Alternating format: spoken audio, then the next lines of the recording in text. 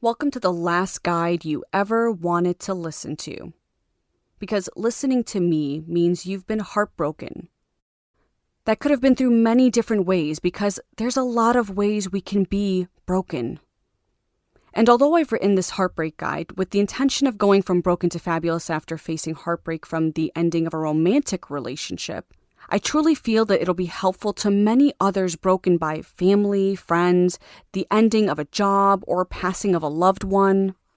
Again, there are many different ways that we break.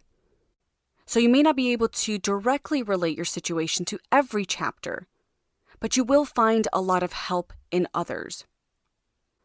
My goal with this guide is to take the beautiful mess you are and show you the colors you can paint through this journey to become fabulous. I didn't want something overproduced. I wanted something authentic. I wanted it to be genuine. I wanted it to be imperfect. I wanted to be that voice in your head that gets you to think deeper, feel more, do more, excuse less. Some people go through heartbreak and they lose themselves forever. Others come out with an indestructible strength. That's what I want to help you do, just as I did. Journeys without a compass, they can find you really overwhelmed and lost. I'm going to serve as that compass for you because I didn't have this. Now it's my mission to be who I needed for all of you. I can use my pain to elevate others, and that's what I'm going to do here. In this guide, I'm going to help you dig deeper, ask the questions you need to get your answers. It's going to take a lot of work from you, and so I hope you are fucking prepared. This is not going to be a walk in the park, not at all. But guess what? You're already one step in the right direction.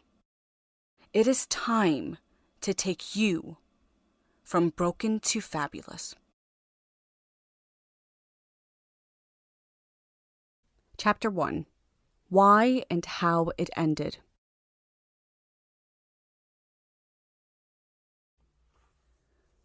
Why did it end? Do you know the answer to this question? Why did your relationship end? Why are you listening to this guide right now? What brought you to goodbye? Why did it end? This question is why you call them, you text them, you email them with fucking novels. You want answers, of course. This is a loss without the funeral. Knowing that this person is alive and living their life without you, it's hard. It's really fucking hard. Especially when you envisioned forever with them. This post-breakup trauma ignites a lot of different emotions and questions, starting with, why did it end?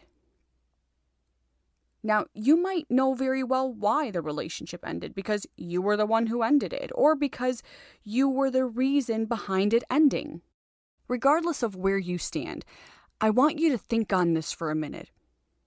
It doesn't matter where you are right now as you listen to this. I want you to take the next 60 seconds to answer this in your head. We ended because, fill in the blank. Feel the emotions of the answer as the memories rush to you. You might even see memories playing out in your mind right now. It's hard to forget. I want you to remember it right now. 60 seconds.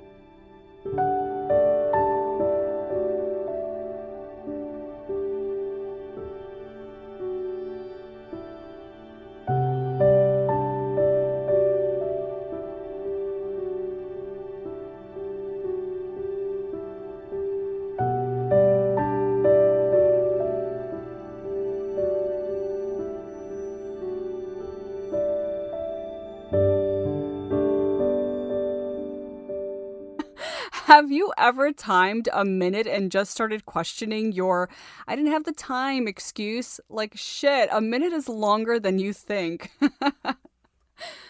But I want to know, how are you feeling right now? Say it out loud. I'm feeling hurt. I'm feeling shitty. I'm angry. I'm numb. What are you feeling? Say it out loud.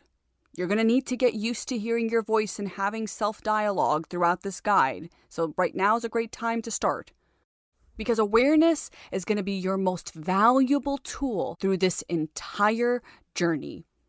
Starting with, why did it end? It's easy when looking back to receive an answer to why. You find yourself reminiscing about all the good times. Because, number one, a minute is really fucking long. Holy fuck, all right? That's one. Number two, it's in our nature to think of the good rather than the bad. I would always remember how my ex surprised me with a heart-shaped pizza that had to be done twice, mind you, because I didn't get it done the first time right. And he wanted the heart to be perfect. I thought of that. Not that the reason he bought the pizza was to try and make amends because I had found out that he was emotionally, / cyber cheating on me. I didn't think of the times he manhandled me, but rather when he would gently massage my hair. I didn't remember the times he would call me a bitch, a cunt, because I was so stuck on baby, my love, habibti. That's what I was stuck in. Memories always drift to the beautiful, romantic moments and never to the real defining moments that led up to the end. When you're in the relationship, you talk about the bad, right? But the moment it ends, you're back to 2013 when he went out of his way to make your birthday so special. Now, this is very normal, but it disables you from seeing what the relationship was, who your ex is, who you really are. You need to figure out why it ended. If you need some help, that's understandable. You're in a fog right now. So let me try to help with that, okay? I want you to pull out your journal.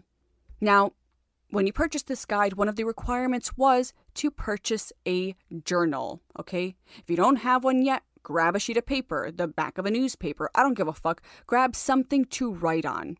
And no, I do not suggest opening up the notepad on your fucking iPhone, okay? You gotta get used to actually sitting down and writing shit down, okay?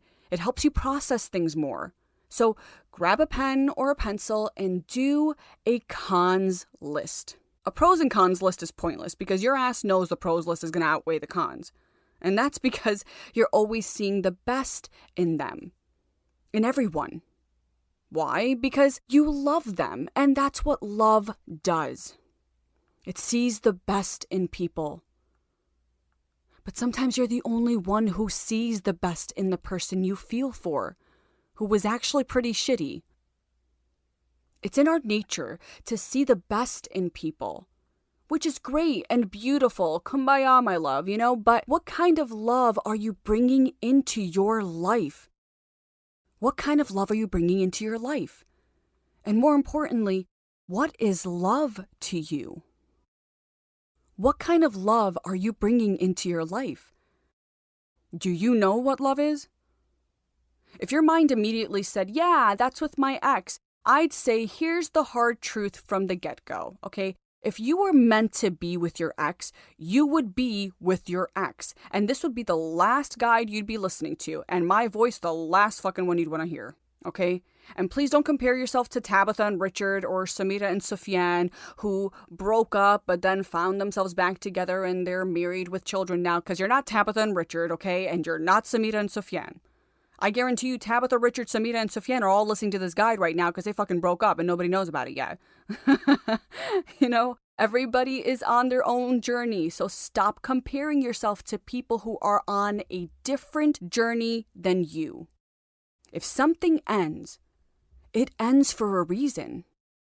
What is that reason? What were your fights like? Remember a time they hurt you. Why did it end? What does your cons list say? What does it tell you? Let me tell you what mine said. It said that my ex was abusive, that he didn't respect me, that he made me hate myself. Now, mind you, this took months to get to, okay? So although this guide is going to be especially helpful for those of you within the first 90 days after your heartbreak, that does not mean that you're going to have all the answers figured out, okay? No, not at all. I'm here to help you with navigating through this journey from broken to fabulous, but I'm very aware of the reality that our emotions are not like a light switch, okay? You can't turn them on and off as easily. You have to process this shitty moment.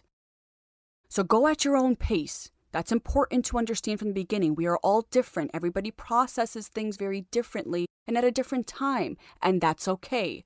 Process. But you have to be processing. If you're not processing, then you are stuck. You can't be stuck right now. You got to be moving forward. Get your answers, starting with, why did it end? You don't need your ex for this. So don't say, well, that's why I'm trying to contact them to figure this out. You don't need them for this, okay? You were there. You were in the relationship with them. What happened? Why is it over? And yes, they ghosted me, left me, relocated, got married, and is an answer, okay? All of that is an answer. That's all a reason why it ended. They were spineless pieces of shit. The end. So write that down. Write it down. We ended because fill in the blank. Now, let's say you still don't have an answer, or rather you don't want to accept the answer, also known as being in denial. That's okay. That's normal. I feel like I need to say this several times to you guys throughout this guide because one of the many things that I had trouble with throughout my heartbreak healing was understanding what was normal and what wasn't. Like I felt as if it was abnormal for me to feel certain things, and yet it was very normal. Notice I said normal like fucking 20 times there. But it is. It's very normal. I can't say that enough. I really can't. The reason you go into denial is because you want to hold on to and protect something that was once so beautiful. Fuck all the times it sucked and double fuck the reasons it all went to the shitter. You know? You have to protect that past because you still have to believe it was all real. Otherwise, what the fuck was the point of all that? Right? This is all very normal. Protect your past. But while you're protecting your past, you have to serve your present healing and your future self. So get your journal and start writing out a cons list. After you do, I want you to look at it. Does it still look perfect? Or are you starting to see some of the reasons why it ended? They had their faults, just like you. Don't persecute yourself alone, okay? It takes two to tango and 2 pieces of falafel to make a fucking perfect ass falafel sandwich. This is very, very important, folks, okay? Don't label a horror movie a romantic comedy. Look at the relationship right now. The past creeps in, as it will for a while. You counter that beautiful memory by remembering an ugly moment, a hurtful moment, a time they made you feel like the most insignificant person in a room. Don't romanticize this. Think about the bad more than the good. The good locks you to the past. The bad gives you the answers to accept the present and start working on healing. It gives you the answers you need to understand why you are here right now. Having a clear understanding of why this ended and who that person is will help you move on. Awareness makes all the difference in healing. And as I said, it will be your greatest tool throughout this journey. So answer this. Why did it end? If you're still foggy, let's try something else. I want you to answer this. How did it end? How did your relationship end? Was it messy? Why? What happened? How did they react? What did they say? How did they make you feel? How was goodbye? Let me tell you something. You never forget how a person makes you feel when they enter your life in hello, and you never forget how they made you feel at goodbye. So this should be very clear in your mind, no matter how long ago it happened. You should remember how it ended. Who did your ex become? If I had known how important this is, I would have saved myself a lot of unnecessary prolonged grief and hurt. Because when I learned how important the ending is, I realized the one shared between me and my ex was really fucking ugly. It ended with a lot of betrayal, a lot of manipulation, lies. Things were said and done that were just so unforgivable. There was nowhere to go but goodbye. But I didn't see it. We never see it until we're forced to face it. And so I had to face that. And so do you. You need to face this right now. How did it end? It's natural to be upset after a breakup, but did this person lose all respect for you? Did they cross a moral line? Who did they become? What side of your ex did you see that just sealed the deal? Did they try to destroy your life? Did they become your worst enemy? Your breakup will tell you a lot about who your ex is. Who did they become in the worst of times? You know, my parents always said, you know who your real friends are when you hit tough times. This extends to everyone in your life, including your ex. When you saw their true colors, what picture did it paint? The how may now be able to answer some of the whys. For example, my relationship ended with a lot of betrayal, manipulation, and degradation, as I said. But he did that so many times throughout the relationship, which answered the why it ended for me. It wasn't a one-time wonder, It was constant. It had happened so many times that as I started writing it in my cons list, I realized, well, this was why we ended. I know you try not to think about it because it hurts too much. The memories, the pain, the words. But I want you to remember them. Write it down. As they come to you in your cons list, write it down.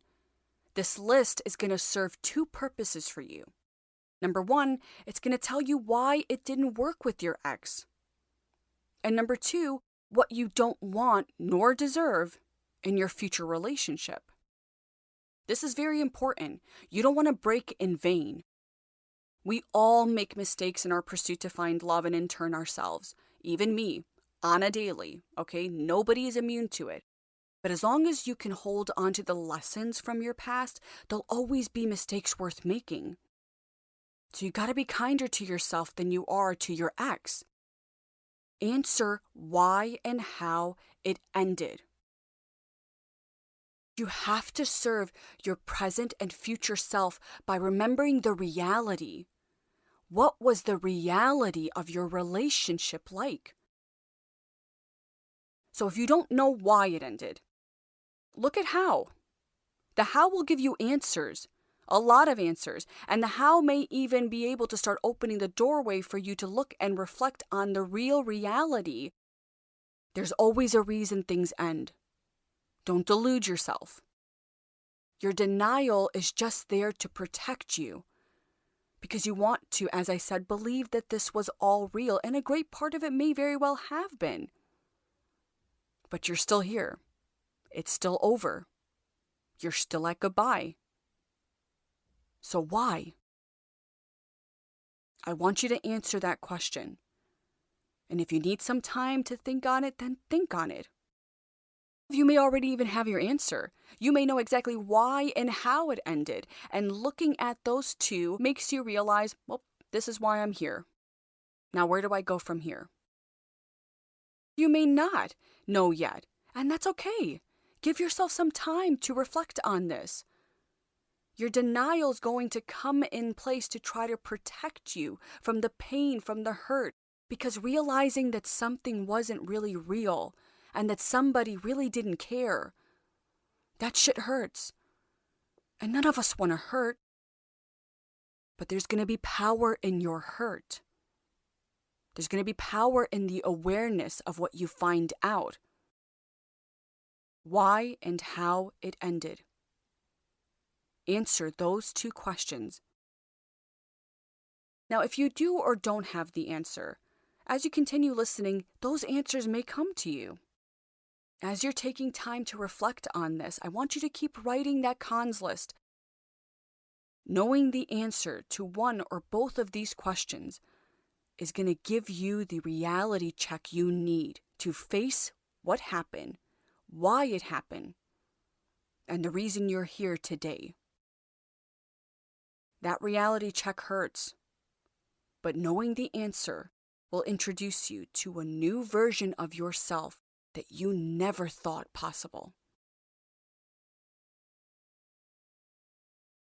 Chapter 2. What is love?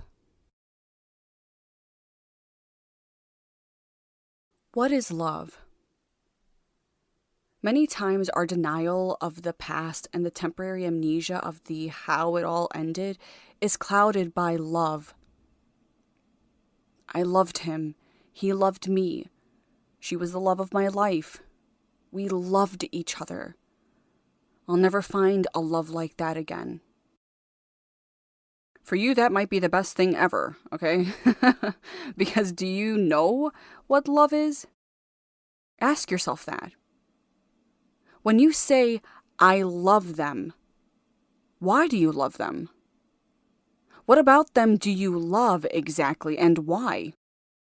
Replying with, their company isn't enough. I need you to go deeper. I need you to go back.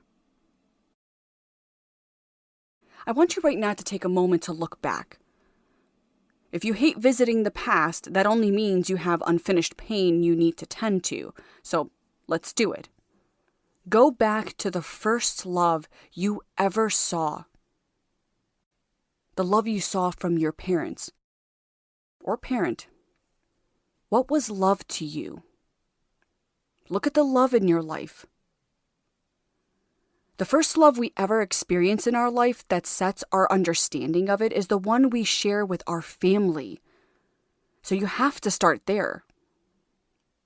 Evaluate your relationship with your mom, your dad. What was the love you received and gave to them? Receiving and giving are very important here. The love you gave to your family is about as important as what you received in return. Starting here has been as important for me as it has been for every person I've ever spoken to. You'd be surprised how many people don't even know what real love is, so they're not even aware that they never really had it. To know and understand this, I need you to go back. My dad was a very conservative Palestinian man, and it was sort of like this my way or the highway kind of mindset. So I spent a lot of time quiet. It was just easier that way. So the love I gave was my silence, and therefore I received his version of love. I would put myself second because for me, he was more important. Even if it hurt me when he would put me down, call me out of my name, or say hurtful things, I always forgave him when I knew he was sorry. Always. He was my father. And that's what love does. It forgives. It sees the better in that person. Love sacrifices, even if that sacrifices you, right?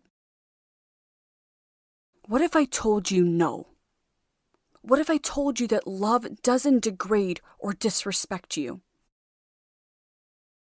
What if I told you that love tries to lift you up, not find ways to bring you down? that love values and protects you. Love speaks gently to you and it communicates. It respects you whether it agrees with you or not. Does any of that sound like the love you've experienced in your life? Does that love seem familiar? It wasn't for me. I didn't know that kind of love. So I couldn't see that the love I had shared with my ex wasn't love, but rather the only kind of love I had ever known. It was okay if he was emotionally abusive because I grew up with that. It was okay if he called me out of my name because, well, so did my dad. If my ex body shamed me for being too thin, I was forgiving of that because, again, so did my dad. Many of us don't really fall in true love. We follow our familiar. What's familiar to us? My ex wasn't the love of my life. He was familiar to me. Could it be possible that you're chasing your familiar too? Think on it. Reflect back. Because you can never really live in the present if you haven't made peace with your past. To start new, you have to uproot the pain from your past. Otherwise, it'll hold you from your healing. And it'll disable you from healing properly. I was the poster girl for running away. Running is easy. Reflection is hard. It's time for you to reassess your reality. And that starts with your past. And believe me, those ghosts linger. That's why we never want to look back. Looking back hurts. You don't want to face it all because it hurts too much. It'll make you sad. It'll make you cry, angry. You may not even want to look back because you don't want to face the reality that the love you may have been shown by your parent or parents wasn't really the kind of love you should want to find in a death do you part way. I understand. You see, looking back on the relationship with me and my dad, I was constantly heartbroken and angry. Very angry. I would constantly ask his ghost, why would you leave me here with these memories? I remember saying that out loud so many times. And the more I healed, the more it hurt. The angrier I became. And the angrier I became, the guiltier I felt. I lived in this constant, don't think that, don't say that, feel that. The want to be fair always found me excusing my dad because he was overall such a good, caring, and giving man. He kept a roof over my head, put food on the table, and worked literally 8 a.m. till 10 p.m. every single day to make sure we were taken care of. So how could I think those things or fault him for the things said to me? How fair was that? Maybe you might be thinking the same thing right now. But what if I told you it's fair when you're healing?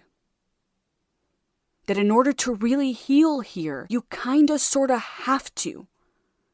You have to flush your spirit here. And to do that, you have to do a lot of reflection, even if it hurts. Reflecting back isn't always pretty. Sometimes it's really ugly. Memories will give you pain, but they will also give you answers. There's this transformative power in accepting reality, no matter how hard it may be. Your happiness depends on it because your happiness is based on your ability to love. Do you know how to love? To answer this, you have to look at your first relationship with love, which starts at home. When you see this reality, I need you to do 2 things. Number 1, I need you to acknowledge it. It happened. It hurt. It was wrong. And number 2, I need you to know that this love, or lack thereof, does not define you. People give the love they're able. My dad never really meant to ever hurt me, but he himself didn't know love. So he gave me what he could. Just as your parent or parents may have given you what they could. Does it make the things said and done right? No. Is it all right to be hurt or angry about it? Yes. Yes. Should they have broken the cycle? Yes. But they didn't. Which means you have to. And you're already making those steps because you're here right now. You want to heal, and a part of healing comes with loving yourself. Loving you cannot be incumbent on the toxic love you received in your life. Don't measure yourself on the scale set by those who didn't see, understand, or truly know how to give love to you. You have to break the cycle. And that starts with knowing what love is. Not just in your family, but now with your ex. I need you to ask yourself if some of the things about the love you saw wasn't really love. Was what you shared with your ex really love? Do they still look like the love of your life? Do you really think that that's the kind of love you'll never find again? Or does the picture in your head start looking a little different, less perfect? Silence to these questions aren't allowed, by the way. I'm going to constantly sound like the fucking Backstreet Boys here when I tell you, tell me why. You got to answer these questions. Hear your voice, get comfortable with it. Self-talk, self-dialogue is going to help you so much throughout this journey. When I started looking at love for what it is and realizing that I was chasing my familiar with my ex, I started realizing that the love we shared looked less like a Jane Austen novel and more like a Stephen King one. And I realized that whatever love I knew didn't feel good. It just didn't feel good. I was only happy when those around me were happy. I was not factored into the love equation. I was always putting myself second to those around me, my dad, my family, my ex. I only felt happy when they were happy. It was all about the other person or people. And although we're told that love isn't selfish, it's not selfish to think of yourself. It's actually the most selfless thing we can do. Because until you learn to love you, you will always allow others to set the standard of how to love you. The many problems with that is that if the love that is setting those standards for you isn't really a great representation of it, you'll always find yourself measuring your self-love on their conditions. See, a lot of us have family, friends, partners that will only love us on their terms. If you're doing what makes them happy, studying this subject that they want you to, getting the degree they want you to, the career, dressing how they want you to, dating or marrying whoever they want. The truth is, I was only loved, valued, and appreciated by those around me, including my ex, when I was who he wanted me to be. When I dressed in a manner he deemed moral or decent. As long as I didn't use profanity or question him, he loved me. Many love only on their terms. Why? Because there isn't a connection there. And at the core of what love really is, it's connection. A connection with another soul. A soul who says, I may not always agree with you, but I'll love you regardless. I'll take you as you are. Why? Because I love you. It's not as selfish, shallow, and illogical as we're made to believe. Love is so much more sophisticated than anyone has ever made us understand. We need to be taught how to love by those who know what love really is. Because love is life-changing. It doesn't break you as you are now. That's not love. That's not the love you deserve. Somewhere inside you know that. Now, it's incredibly normal when you discover what love is, or at least have a better understanding of it, to feel a kaleidoscope of emotions right now. I mean, you're now looking at your parents and your ex and others around you and seeing that the love you wanted and deserve isn't the love they gave. That shit hurts and breaks you a little bit more. Awareness does that, but you can't run from it. You have got to face it. I know it hurts. I know. But this is why you must feel to heal. Feel all the emotions that come to you. You're sad, be sad. If you're angry, be fucking angry. You want to cry, cry. Don't disable yourself from feeling. You must feel to heal. And I know firsthand that nothing hurts more than looking back at our past because of the pain connected to the emotions when they feel so overwhelming. But let me tell you something. You either feel to heal now, or you shove it under a rock, and in 3 decades, when you're married to that partner you settled for to numb the pain or make your family happy or whatever you're trying to mask right now, either way, you're gonna have to face it. It's gonna be hell whenever it surfaces, so let it be hell now. You're not gonna help yourself with lies. Truths help you. Truths give you the ability to heal. Feeling gives you the ability to heal. Yet feelings, as I said, hurt, and we don't want to hurt. But you have to hurt now in order to rebuild. There's no one pill and everything's fine, no. You have to do the work, and a part of that work is allowing yourself to feel. Feel sad, mad, hurt, broken, guilty, lonely. Feel. This is about reinventing your life. You're here to reinvent your life. And in order to do that, you have to look at your life and the love in it, or lack thereof. You have to own your heartbreak. Don't let it own you. The responsibility of healing and rebuilding is squarely on your lap. Your relationship with not only your ex required a lot of effort, so does the journey from broken to fabulous. Go off the deep end for a bit and come back to the understanding that no matter how broken you may be from this awareness surrounding you, you will get through this. Feel to heal. Let your awareness and the feelings they ignite serve you in healing, rather than living in denial or putting a Band-Aid over a bullet hole. You let your feelings serve you simply by feeling through them.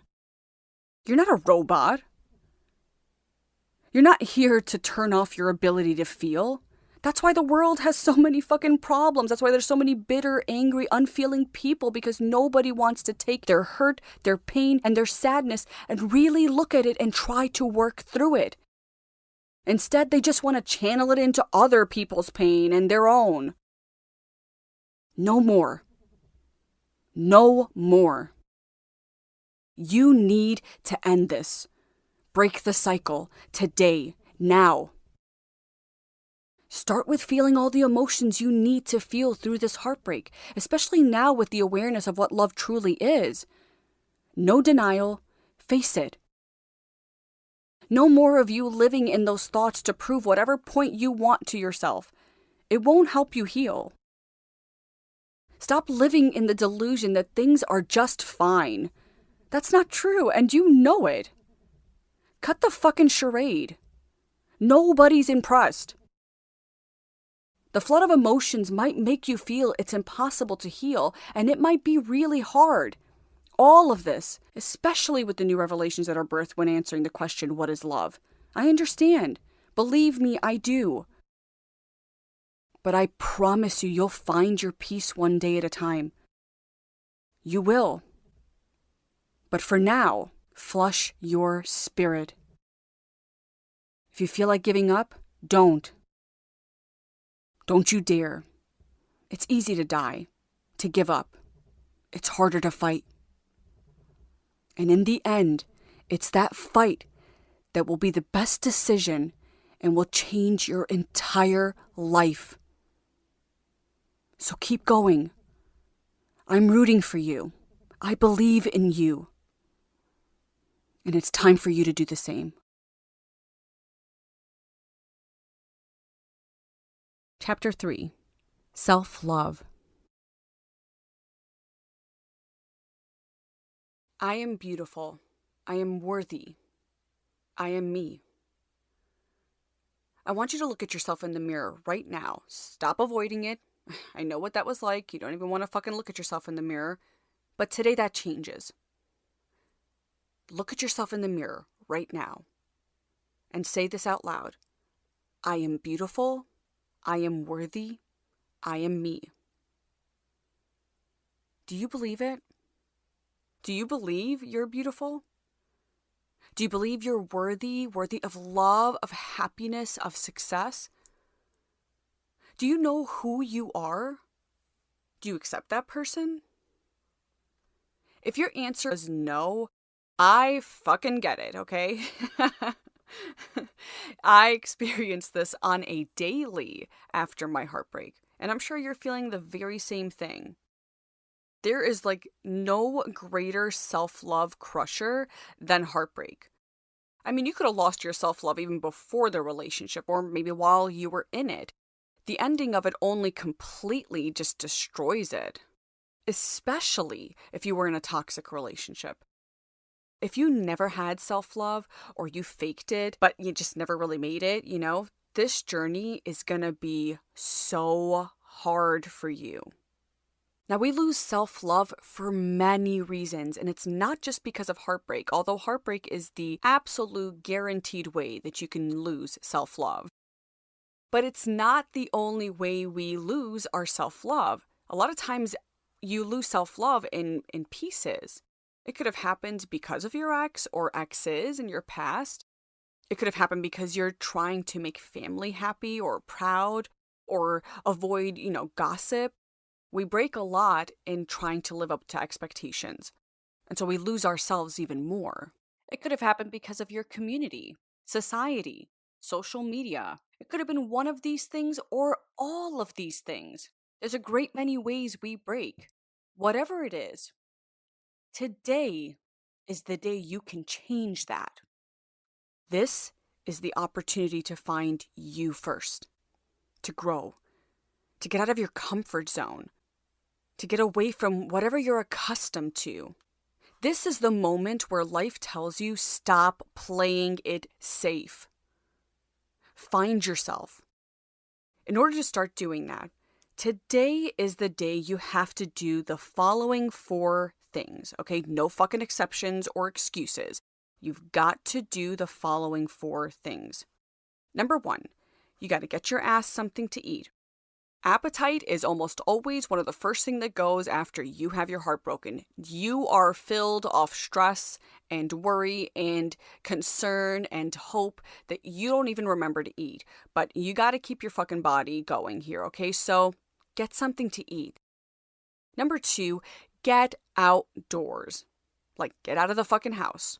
When was the last time you even left the house? And I'm not talking about for work or because you had to go see that family or whatever emergency may have had to get you out of the house. I'm talking about the last time you really got out to just go for a walk, to just sit outside of your porch even, your balcony.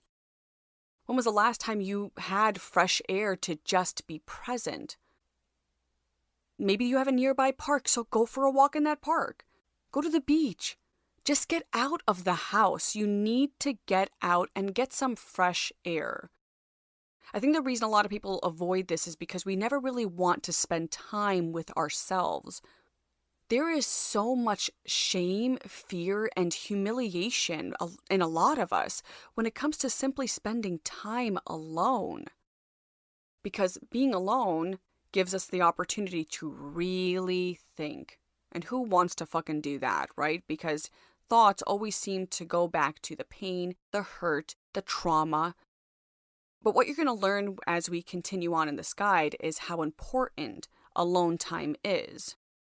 So get out. Just get your body, your mind out of the house, okay? In that one thought, in that big black hole you've created in your room, get out. Just get out. When you're out or when you're home, you can do number 3, which is take a raw selfie. A raw selfie is one you take of yourself at your most vulnerable moment. You can either have makeup on or off. I just want you to take a picture because this picture, it is going to serve as a major part of your journey. The reason for taking a picture that really locks in that moment of vulnerability for you is because the day is going to come when you feel fabulous, okay? And you're gonna fucking take a picture of yourself. And when you do, I want you to go back to this raw selfie you're gonna have taken from the beginning of your journey, right now. I mean, not right now, unless you want to take it right now, or you can take it tomorrow or next week, next month. Just fucking get it done, okay? This is the sooner the better. When you take that picture, that fabulous feeling picture, okay, and you go back to this raw selfie, you're going to see so much life come back into your eyes. And that is going to remind you of how far you have come. And let me tell you, I know you don't think that right now, and that's okay. You're not supposed to. You may still be thinking about the whys, the how, and living in understanding what love really is. You're going through a lot right now, and you want to heal through that. You don't want to fucking focus on yourself, right? Well, that's too bad, because you need to be focusing on yourself right now. You need to come first for once, and nobody is going to look out for your best interest, okay? More than your own damn self. You're not going to get there overnight. There's not one pill fixes it all. No, because your reasons for not loving yourself, they go way back. And we're going to have to flush that out in order for you to understand and love and accept who you are. So all of this is going to be hard. And you're not going to want to fucking take a selfie. You probably don't even want to look at yourself in a camera, in the mirror, nothing. Well, too bad. Too bad. Because you have to prioritize yourself right now. Nobody else is going to do that. I want you to get some food in your system, as I said. I want you to get the fuck out of the house, okay? I want you to take that raw selfie so that you can start getting your ass better at looking at yourself in the mirror, all right? And then I want you to continue looking at yourself in that mirror. And I want you to say, I am beautiful, I am worthy, I am me. At some point, you'll believe it. But even on the days that you don't, it doesn't mean you stop saying it. I want you to say this to yourself every morning when you get up in the morning and you brush your teeth, and every night when you're doing the same. I want you to look at yourself in the mirror, and I want you to say, I am beautiful, I am worthy, I am me. Now, you're not going to believe it immediately, okay? There is some days you'll feel good when you say it, and other days where you're like, I don't even want to fucking say it. But those are the days you need to keep saying it. This needs to become a part of your routine. The point is adopting habits that serve your growth. One day, and that will happen, you will feel beautiful. One day you will feel worthy. And one day you will know who you are. Work towards that person, not against them. We can feed our mind some really self-deflating, mean thoughts. You gotta counter that. Not gonna be easy. Not one part of this journey is easy. You're broken. Fixing broken is not easy. And seeing or realizing, which I hope you already are seeing this, that the responsibility of this change and the journey to go from broken to fabulous falls squarely on your lap. If you haven't started seeing that just yet, that means you're running from that responsibility because you don't want to have that squarely on your lap. You want it to be shared amongst other people because then there is someone else to blame for the reason why you cannot get your shit together. You gotta put in the work. And you can do it. I know it may not seem like it, but you fucking can. So come on. Because self-love, as I said, is very hard to find. And this start is great, okay? Doing these 4 things is great. But you need more. Much, much more. Because our self-love isn't only destroyed or never found because of the things we tell ourselves, but the things that those around us tell us. The things your ex said, things people in your family, your culture, your community, your friends, society. Let me give you an example. My ex did a great job at making me feel ugly or unlovable, stupid, and unworthy. But before he ever did, my upbringing did a hell of a job telling me those same things. So it was always easy to believe him because that's what I had been told so often growing up. I say this because in order to find your self love, you have to figure out how you lost it. And don't tell me you always felt this way, okay? That's not true. There's always a reason. We're not born self conscious, self hating. These thoughts are a product of conditioning. So take a moment right now and think on it. What don't you love about yourself? That shouldn't be hard, okay? It's easier for us to focus on the things we don't like about ourselves than the things we love. Start with one thing. Think on it right now.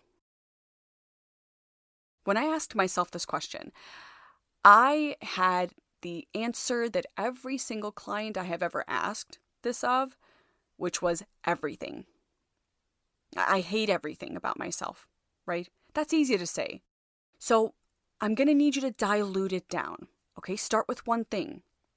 It always makes it easier. When I diluted it down, the first thing that came to me at that moment was my body. I've always struggled with gaining weight, always. Especially when I was battling my mental health issues during my heartbreak, it only got worse. I remember at one point dropping down to 90 pounds. I was like very, very skinny. And I hated looking at myself in the mirror. I literally nitpicked at everything, but it always started with my weight. Our lack of self-love somehow always seems to start externally, even though there's always an internal root for it, okay? Just remember that. It's easy to look in the mirror and nitpick at shit. And that's what I would do. I'd always start with nitpicking at my weight. Then as time went on, I asked myself, why? Why did I hate my body so much? When did this start? I didn't always hate it. There were times I actually really liked my body, okay? I used to compare myself to like Audrey Hepburn, and since I always wore black, I would start trying to imitate a lot of her outfits, and it always looked really fucking cute. There was a time I actually liked my body. There were times I would put my weight down, yes, but not as much as it had been up to the point that the first thing I can identify that I hated about myself was my body. But when you grow up around a culture that reveres meatier women, it's very hard to not hear the constant comments and taunting of your weight and how no man is going to want a thin woman because she looks sick, and she probably is sick. That's why she's that thin. She won't be able to have any sons, which immediately eliminates her for a lot of Arab guys in the culture who have the mindset that, skinny women can't have sons, and you definitely don't want any daughters because those just become big problems. you know? You get told enough times that your body looks like a fucking little boy that you start believing it. Growing up hearing comments about my weight had become such a norm for me that it's the reason that on my first date with my ex, when he made the comment that I should get breast implants, I didn't get up and walk away. Because although inside, deep inside, I knew that it was wrong and it didn't make me feel good, it was all too familiar to me. If I had known the true meaning of what love is, not only in what to expect from others, but in myself and for myself, I would have gotten up, taken my glass of water, thrown that shit in his face, and walked the fuck out. But I didn't. I didn't know what love was. I had set my self-love based off of what others believed about me. That's how I measured my self-love, based off of what the sources around me told me it was. I measured my self-love based off of those around me. So if they believed skinny was ugly, flat chests were ugly, then I believed that. I had let them get so deeply rooted in my mind that their thoughts became my thoughts. Their beliefs became my beliefs. Does any of that sound familiar to you? Doesn't have to be the same scenario, although it might be. But does it sound familiar that maybe you measure your self-love based off of those around you? Your past holds all the answers you need. You see, the dislike for my body wasn't a belief I had planted. It was planted there by people I loved, people I respected, people I wanted to be accepted by. So I didn't fight their beliefs, and instead I adopted them. Which may be very well what you're doing right now.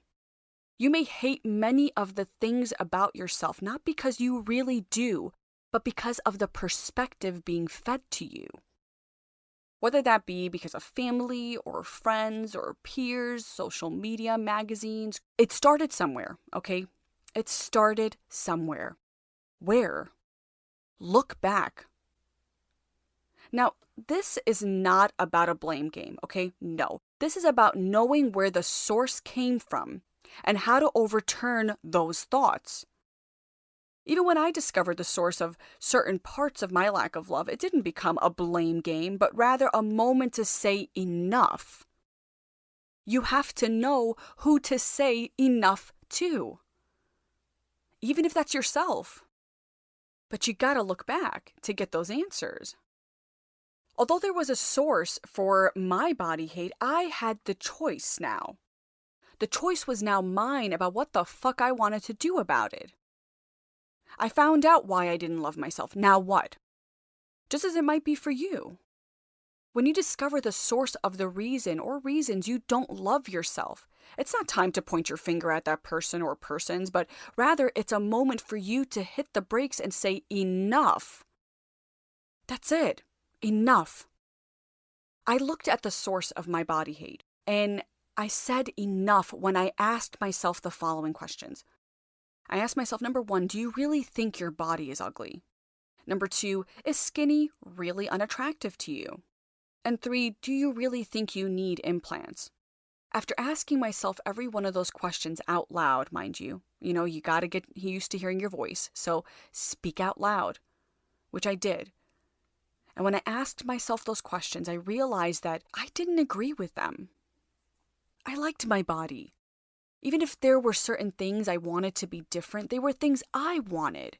Things I could easily gain by remembering to eat and getting my lazy fucking ass to the gym.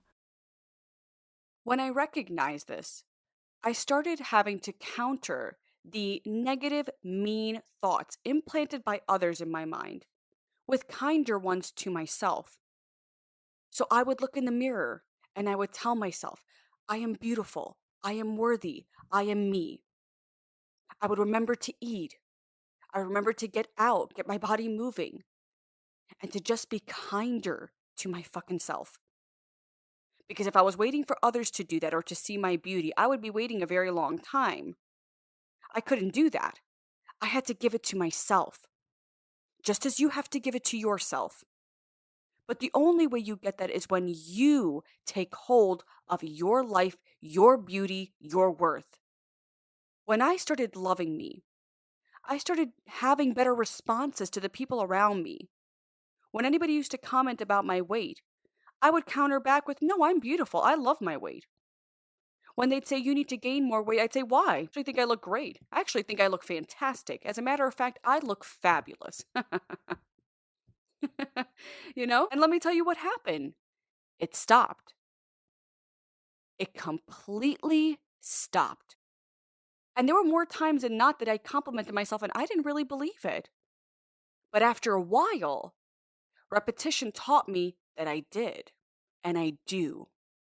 And then other people around me started seeing the same fucking thing. Why? I put a spell on them?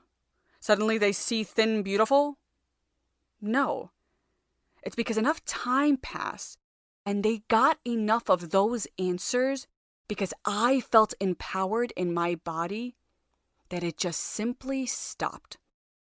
Because the more power I found in my weight, in my body, the less they made it a mission to comment about it because they saw I was okay with it. I was slowly finding a powerful force inside of me called confidence. So you need to identify what you don't love about yourself.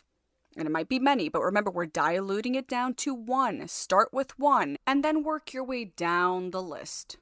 Start with the one. Identify what you don't love. Find the source for that lack of self-love. Face it. And empower new thoughts of acceptance, not by others, but by yourself. Not because you're perfect, but because you realize you don't have to be. You have to honor your individuality. Confidence is about certainty, okay? And you're only certain about the things you know very well. People are going to have their opinions about you, and that's fine, but don't make them yours. Because others think one thing is beautiful doesn't mean you have to believe that. If it's not your belief, don't inherit it. You're your own person. Be different. The world is filled with clones. Social media has unfortunately only helped with that. I love and honor the connection social media, mind you, and the way that it brings people together, but that many aspects of it feed this illogical belief that perfect exists is just not right. It's not true. It does not exist. Imperfections do, and guess what? That's what's beautiful. That's what's powerful, having imperfections and serving them for the powerful, beautiful mess that they are. There are so many people around you that are going to feed you beliefs that aren't your own. And fighting those and finding yourself through all that noise, it is fucking hard. And it is a daily journey, okay? A daily journey. There's power in self-acceptance. Because authentic confidence comes from knowing who you are, what makes you, you. Don't know who that is? Figure it out by unpacking that shit and discovering why you feel the way that you do. Don't say you don't have the answers. You do. Let me tell you something. You are going to have to learn to accept yourself or continue to reject yourself. And the rejection part feels really fucking shitty, and I'm sure you're tired of it. So start working on accepting yourself and do whatever you need to do to work towards that acceptance. Starting with finding the source and then really asking yourself if you agree with that source or sources. Now, this isn't just about your body, okay? This is about everything that makes you you. Self-love is destroyed externally because of the internal thoughts we feed ourselves or others feed us, and we believe. One of the many internal conflicts I had was in my lack of worth. The feeling of not being good enough. I wasn't a good enough woman, I wasn't a good enough Muslim, Arab, or daughter. This haunted and it broke me so much more than anything.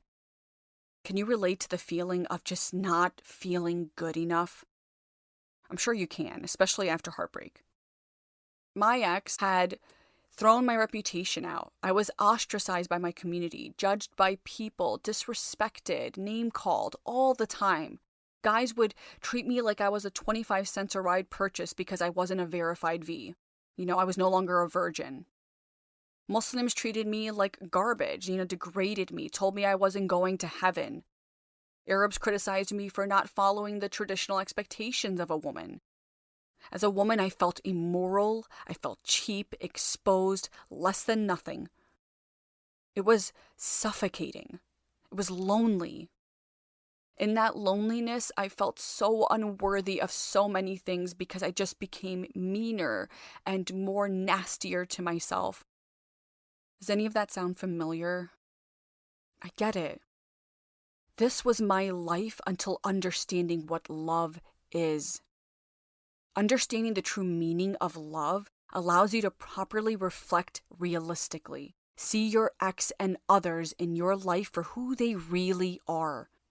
But it also allows you to see what you deserve when it comes to loving yourself. You have to see yourself before you can ever really love that person. When I looked at myself, I saw a woman who, yes, was not a virgin, was not a good Muslim to my community, a woman who would shame her ancestors, my father. I saw a woman who was nothing like her culture wanted her to be. A woman who was, by cultural traditions, immoral, indecent, officially expired goods. I saw that clearly. I was very aware of what they believed, but I had to ask myself the questions of whether or not I believed it. Why was I seen that way? I had to ask myself, why does the Muslim community see me as a log for hellfire? And most importantly, did I agree? For a long time, I did, because I wanted them to accept me. I wanted them to love me. Why? Because I figured if they did, I was a good Muslim. I didn't want to look like an immoral woman. When I couldn't make them love me, I took it personal. Because it hurt so deeply, I retreated in silence. And in that silence, I asked the questions I'm encouraging you to ask yourself in regards to your situation. Do you agree? I saw what they saw in me clearly. But when I asked myself the questions, do you think a non-virgin woman is a whore? Do you think dating is a sin? And the answer was no. I don't believe a non-virgin woman is a whore. And I definitely don't think dating is a sin. Just didn't believe that. I saw why my culture believed I was crazy, indecent, and rebellious. Because I was 31 years old, I wasn't a virgin, I was unmarried, and too opinionated. So that made me a bad Arab woman. I saw this. But when I asked myself, do you agree? The answer was always no. In over a decade of hearing other people's stories and helping them go from broken to fabulous journey, I realized that I wasn't alone. There were a great many people who, when they dissected the root of their lack of self-love, it turned out they didn't fucking agree either. So in order to start loving yourself, it is extremely important to look at the source of your lack of self-love and to really ask yourself, do I agree? For a while, your answer is going to be yes. Remember that. Don't feel defeated at that. For a while, it will be yes, I do. But remember that you are a product of patterns that have been conditioned in your mind for as long as you've been here. Up to this point, these are thoughts that have been fed to you. So it's hard to think new thoughts when old ones have been planted so deeply in your mind. You have to be patient with yourself. Hence the reason repetition needs to become your best friend. You need to repeat kinder things to yourself rather than the unkind things that have been said and fed to you your whole life. I understand that you may want the love, acceptance of those around you, your family, your community, society, but fuck their acceptance. Fuck their acceptance. Because if they really truly loved you and saw you for you, they would accept and love you regardless. Remember what love is. If you don't know what that is yet, please go back, listen to the What is Love chapter, and really ponder it. Take your time with it. Let it soak in. Take the round trip ticket down memory lane to find your answers. I only ever wanted the love and acceptance and respect of those around me when I didn't know what love really is. When I realized that I was different. And those around me, whether it be my family, my community, my quote unquote friends, they couldn't really love that different person. And I realized somebody had to love that different person, and it might as well fucking be me because I'm going to spend the rest of my life with me, just as you're going to spend the rest of your life with you. Somebody's got to accept you. Someone has to love you. Start with yourself. It's time to get you back from them. And that's what the fuck I did. And it's time for you to do the same fucking thing. So I need you to look at the source of your self-hate. This extends to your ex. There might be a lot of self-hating thoughts you have that were implanted by your ex and the relationship you were in, especially if it was a toxic relationship. Those thoughts linger. Regardless it's important to approach this no differently than understanding any of the other thoughts in your mind right now, any of the other questions you may have. You're aware of why you feel self-conscious about your looks because, well, they found other people attractive. Maybe they even cheated on you.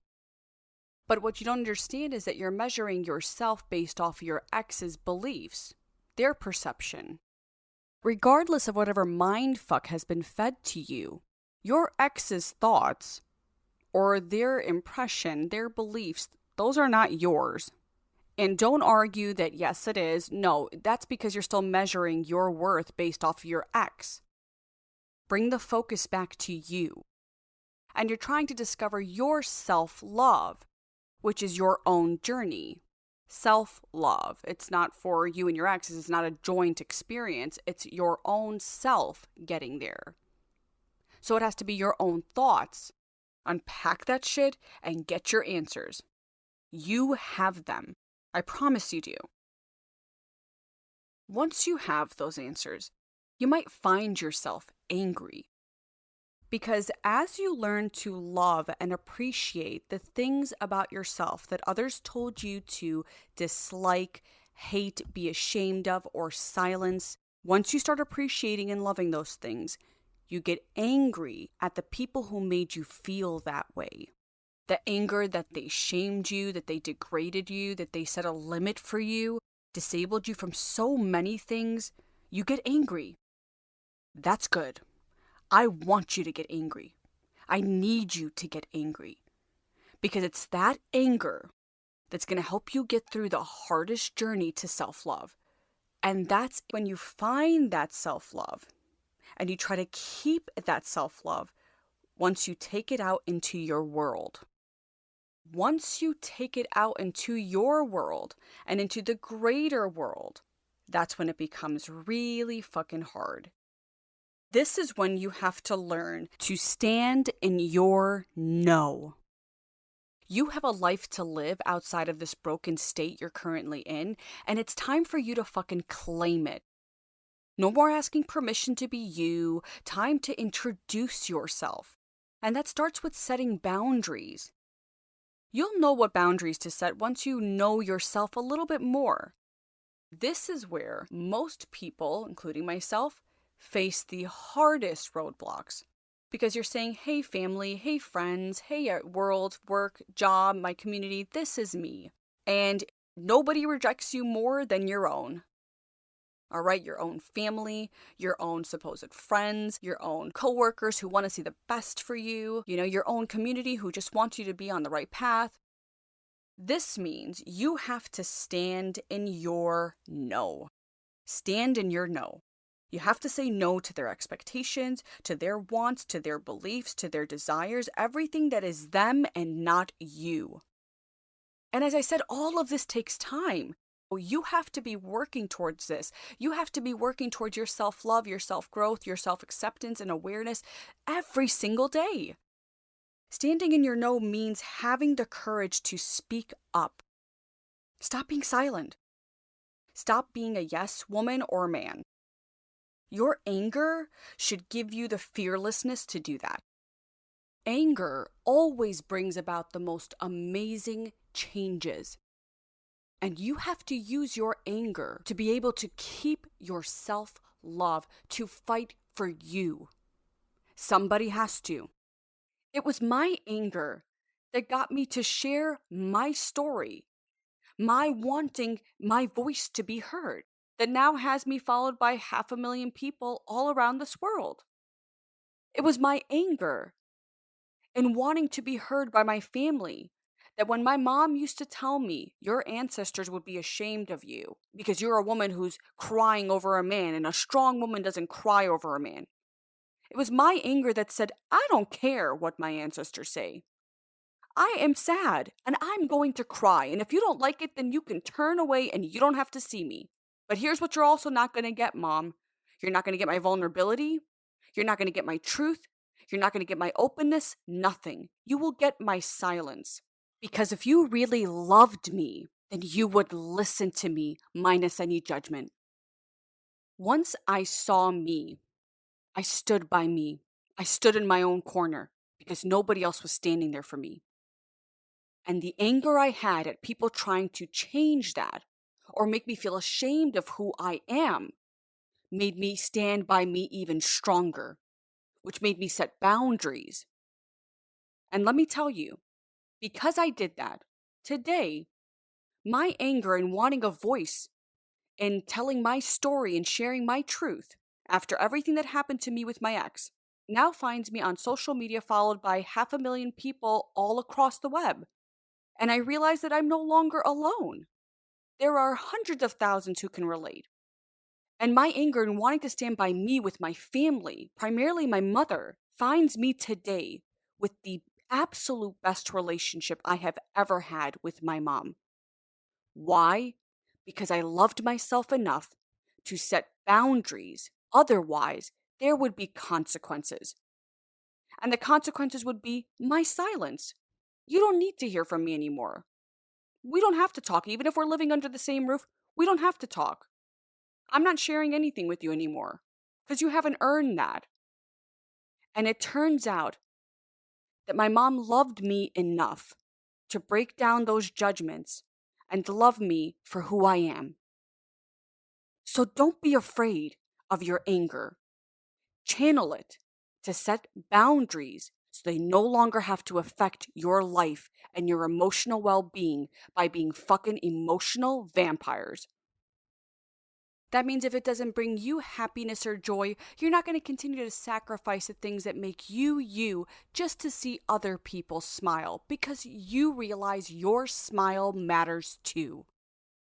Be fearless enough to not only have an opinion, but say it out loud. Even if it's unpopular, especially if it's unpopular. And maybe you're not there yet, and that's okay. You'll get there in time. There'll come a point when you can't take it anymore, and you'll have to make your voice heard. Just as there'll come a time where you'll say your mantra, I am beautiful, I am worthy, I am me, and you'll believe it. There'll come a day where you look at your raw selfie and you'll say, wow, look how far I've come. There'll come a point leaving the house is second nature. There'll come a point where you'll enjoy food again.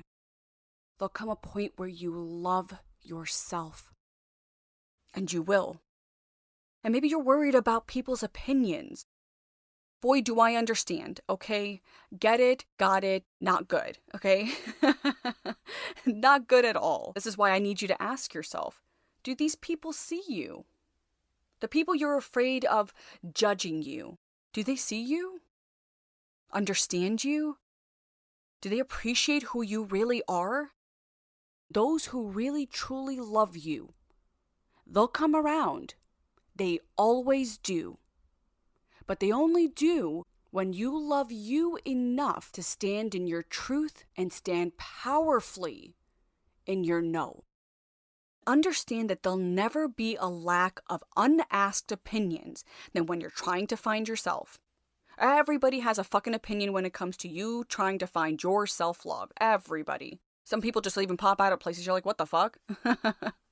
Know where you came from. Nobody asked you to join the party. So you got to stop giving power to those people, and you got to stop worrying about their emotions and what they're going to say and how they're going to gossip about you. Or are they still going to love you? Because in doing so, you're handing your happiness to others, and that's the exact shit that has found you here in the first place. It's time to rebel. And your rebellion doesn't have to be chaotic and messy, although it might get like that sometimes. And if it does, remember always that you are in charge. Gotta always remember you're in control. The people who don't agree with you, the obstacles don't mean you're not in charge. It's just life saying, show me what you got. You're not bringing harm to anyone in growing. And anyone who tells you that you are loves themselves and whoever they're trying to impress a hell of a lot more than you. So fuck them too. Stand in your no. And you'll realize the people who love you truly lift you up. Not try to find ways to bring you down or make your life a personal issue in their own. This is the time you have to trust in that love. You have to love yourself enough and trust that the love is real enough to love you even if you're not who they want you to be. Here's what you need to ask yourself, okay? Where are those opinions coming from? The opinions you're getting from family, from friends, from your community, from those around you, where are they coming from? People's opinions come from their belief, their culture, their family, their faith, society, community. So you gotta consider where these opinions are coming from.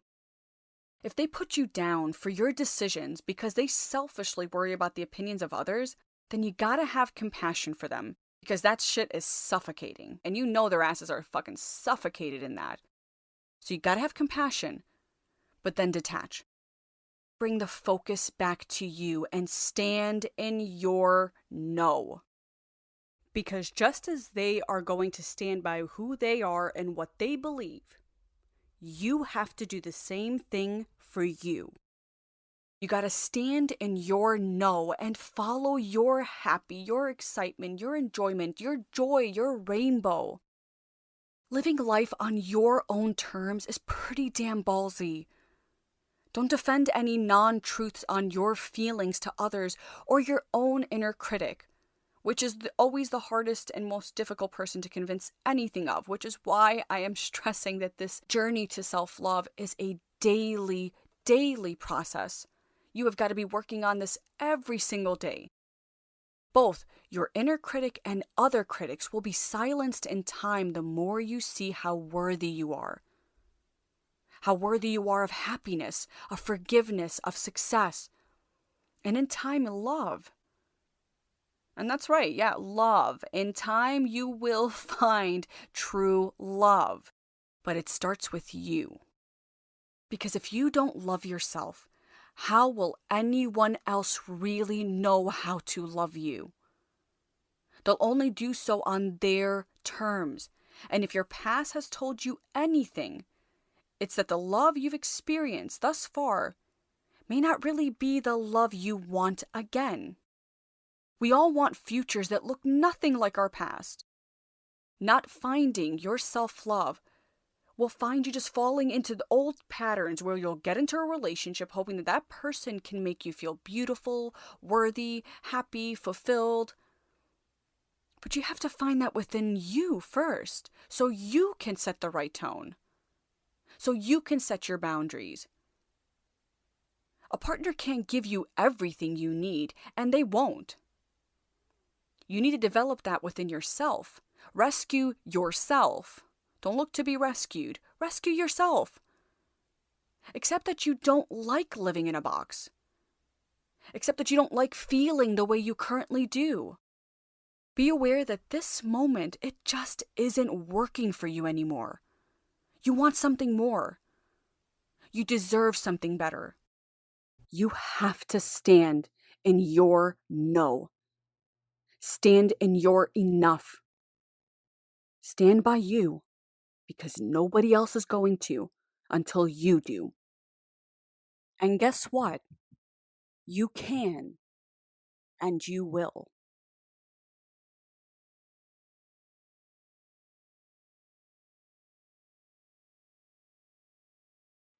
Chapter 4. Should I contact my ex? Should I contact my ex is the number one question I get asked after a heartbreak. Many times people will go down this whole list of the reasons why they need to contact their ex. And I always tell them to ask themselves these 3 questions, which I want you to ask yourself right now. Number 1, that's why do you want to contact them? Number 2, what are you hoping to gain from contacting them? And 3, are you obsessed? Your answer to all of these questions is guaranteed to give you that answer, because the awareness of that answer to these questions will navigate you. And you got to start with, why do you want to contact your ex? You got to be fucking honest right now. Why do you want to contact them? The typical answers are, I miss them. I have questions. I want closure. Or I want to see if I can make this work. Now let me remind you why the first 3 parts of this guide started by having you answer why and how it ended, answering what love is to you, and then evaluating your self love. It's because if you can really look at the relationship and yourself for what it was and who you are, you can better answer the questions like this. Because let's say you want to reach out to your ex because you miss them. What do you miss? Their company, what you two were together. That's all normal. I mean, I get that. That's going to happen, okay? And it's going to take time. Starting a new post-heartbreak routine after living in the old one is very hard. This is why you need to feel to heal. You're going to need time to adjust to this new normal. But you don't help yourself going backwards. You need to be moving forward. And to do that, you need to be aware of the reality of what you're mourning the loss of here.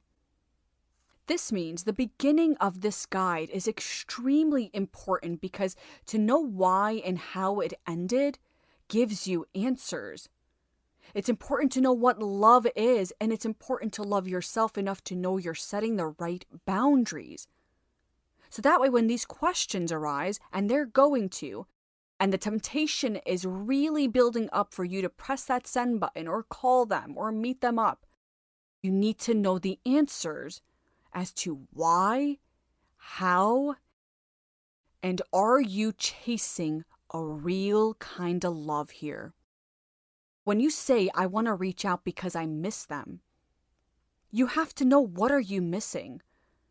You have to look at the relationship. Is that person, that relationship truly worth missing? Do you really want them back? Is that a relationship, a person you really want to be with? If your answer is yes, I highly encourage you to go back to the beginning of this guide and really reflect on why it ended, revisit how it ended, and look at the type of love you knew in your life. See if you're chasing your familiar. Do you really know what love is? Do you love yourself enough to go back to that type of love? And if you're going to say, well, it was a great type of love, I would be happy to go back to it, then what the fuck are you listening to this guide for right now? You shouldn't even be here. You should be with your ex right now. You shouldn't even have an ex. Sounds like somebody's in denial. And here's the thing. It's okay to be in denial. You're going to go back and forth. You're constantly in the form of a fucking ping pong, okay? This is bound to happen throughout this journey. But it's important to understand why, how, and to love so that you can better answer the questions that are going to lead you to possibly reach out to your ex. I missed my ex so much until I saw reality. I reached out to my ex because I too, like you may be right now, I wanted answers. I wanted to know that what we had meant something. I wanted to know why everything that we had worked for, everything I had sacrificed, why it went to nothing. I wanted those answers. I needed those answers. But also there was a part of me that just was hoping that maybe somewhere we can work. That if anybody can save me from the mess I was in, it was him. Because at least we'd be going through it together. And together felt a hell of a lot better than alone. Until I really started pushing down that barrier and looking at the reality of what that relationship was, why we ended, looking at the how, really evaluating love, looking at my self-love and wanting to grow, wanting better. But only when I really looked at reality, and as I said, I broke that barrier of denial, could I really answer the constant question of, should I contact him? Or even, should I reply when he contacts me? All of this is very relevant whether you want to contact your ex or even when your ex contacts you. You have to be asking yourself the very same questions. If you want to reply, why? What are you hoping to gain from this? Is this somebody worth opening the door of communication to again? And if you want to reach out or you want to reply, the question still comes down to why? What are you hoping to gain? What do you want from this communication? Whether it be a text, whether it be a call or an in person meeting, what are you hoping to gain? And can your ex give you those answers, that closure, that peace? For the longest time, I believed my ex could, which is why I wanted to contact him, and why when he would contact me, I would reply. Until I really started looking at the why, the how, and opening my eyes to the true meaning of love. Only when I saw reality did I really realize that the answers I needed and I really wanted, as badly as I wanted it to come from him, it could only come from me. So you really need to invest the time to understand the why, the how, and what love really is before you send that fucking long ass text message or before you get on that call that you've been practicing for the past 4.5 hours, or worse, before you get dressed up like you're going to the fucking Met Gala to meet them so that you can leave an everlasting last impression for the 497th time. Clearly, I can relate to all of this. And, I don't regret any part of my journey, and I don't want you to regret any part of your journey because we all make mistakes. I made plenty. I still make plenty. Very flawed. But this is supposed to be a tool to help better navigate you to avoid certain mistakes. And let me tell you, more times than none, contacting or responding to an ex is almost always a mistake. More times than none, contacting an ex or responding to them and having any sort of communication only leaves you with more questions and no answers that you will ever get from them, and ultimately just have to find within yourself. So start doing that now. Now, what if you say that you're hoping to reach out, establish any form of contact with your ex because you want and need closure? I fucking get it, okay? But whether you want to hear it or not, and I know you're like, shut the fuck up already about it, you have to look at the why, how, and evaluate love, real love, to see whether or not your ex can actually give you that closure. And even eliminate love for a moment. Just looking at the why and the how and pulling out that fucking cons list, which should be in your journal right now, that could better navigate you on whether or not your ex is capable of giving you the closure you want. If closure is what you're seeking, and the reason you want to contact your ex or you want to have some form of communication with them, and any of the questions I just gave you to answer and your cons list don't deter you from this, I want you to pull out your journal, the one you need to have throughout this guide, and I want you to write what I call a closure letter. A closure letter is one that you write to yourself as if it were your ex apologizing to you for the things they did throughout that relationship.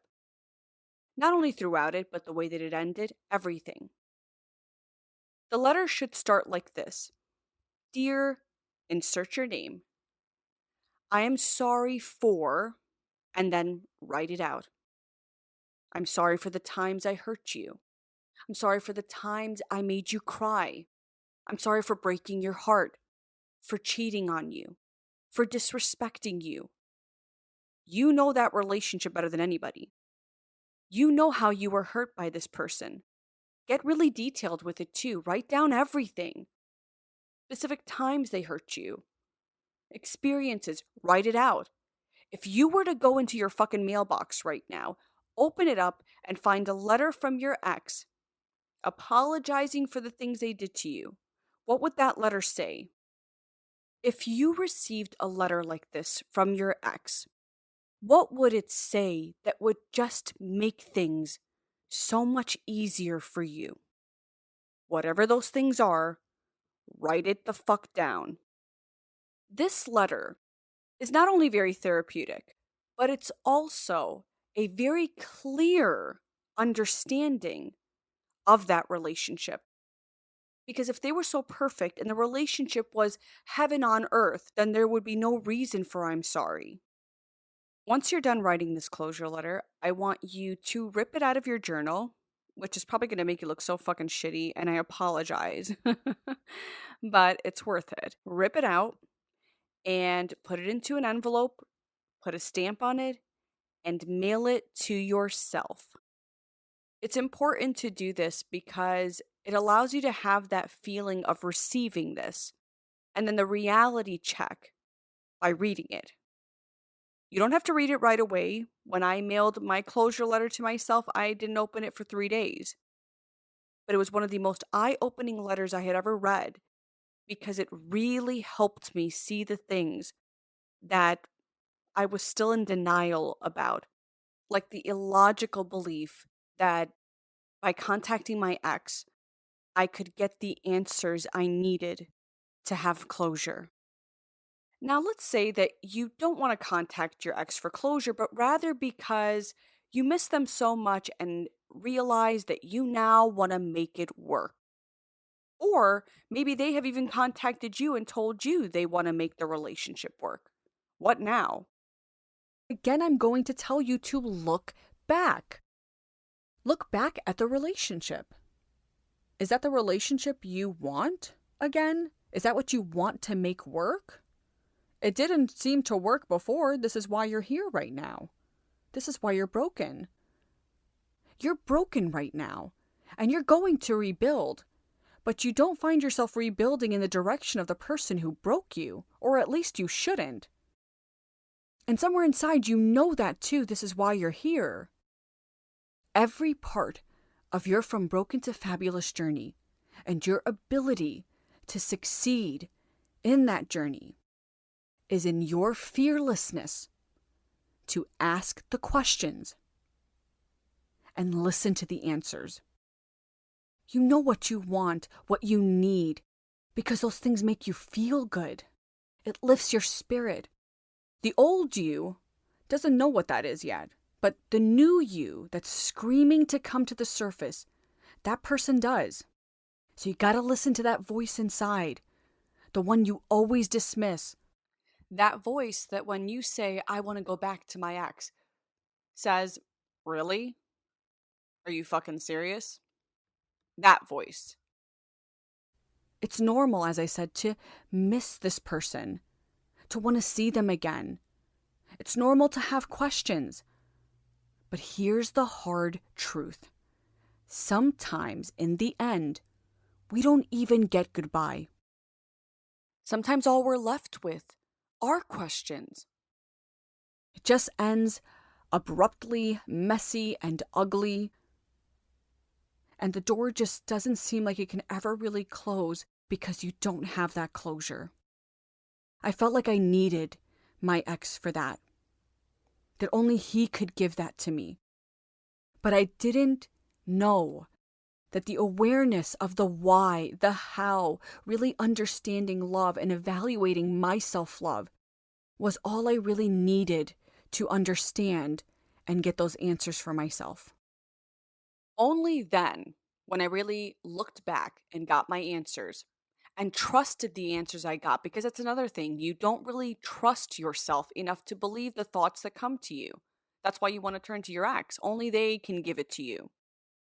But when you start trusting your thoughts and you start trusting the reality of your past, only then does the question, should I contact my ex, get eliminated. Only then does the urge to contact them get eliminated. Only then do you stop wanting to reply to that text or answer that call or meet them up or plan some faux run-in. Oh, I didn't expect you to be here at the place that we spent the past 4 years going to every Friday night. Those fake run-ins Not that I would know anything about that. But these types of things only changed with awareness. And awareness only comes with the things we're certain about. Your past holds all the answers. Your pain holds all the answers. This is why that cons list and the closure letter is going to help you look at that pain. And in that pain, get your answers. And then all of that will help you better answer the question, should I contact my ex? But also, it'll answer, should I reply to my ex? Should I answer that call? Should I meet them up? And should I really consider going back or accepting my ex's invitation to want to make this relationship work? You have to drill into your mind right now that when something is over, it is over for a reason. And please don't try to reason if you were the dumpy that your ex just needed to go out into the world, figure themselves out, and now they want you back and you should reconsider it because maybe time apart showed them exactly what they were losing. No. Somebody who loves you doesn't fucking leave you. They don't want to let you go. They found a prize and they won't let that go because they value you. They appreciate you. They respect you. They don't want to lose that. They let you go for a reason. You let them go for a reason. It's over, it's over for a reason. Figure out that fucking reason without having to contact your ex to get those answers.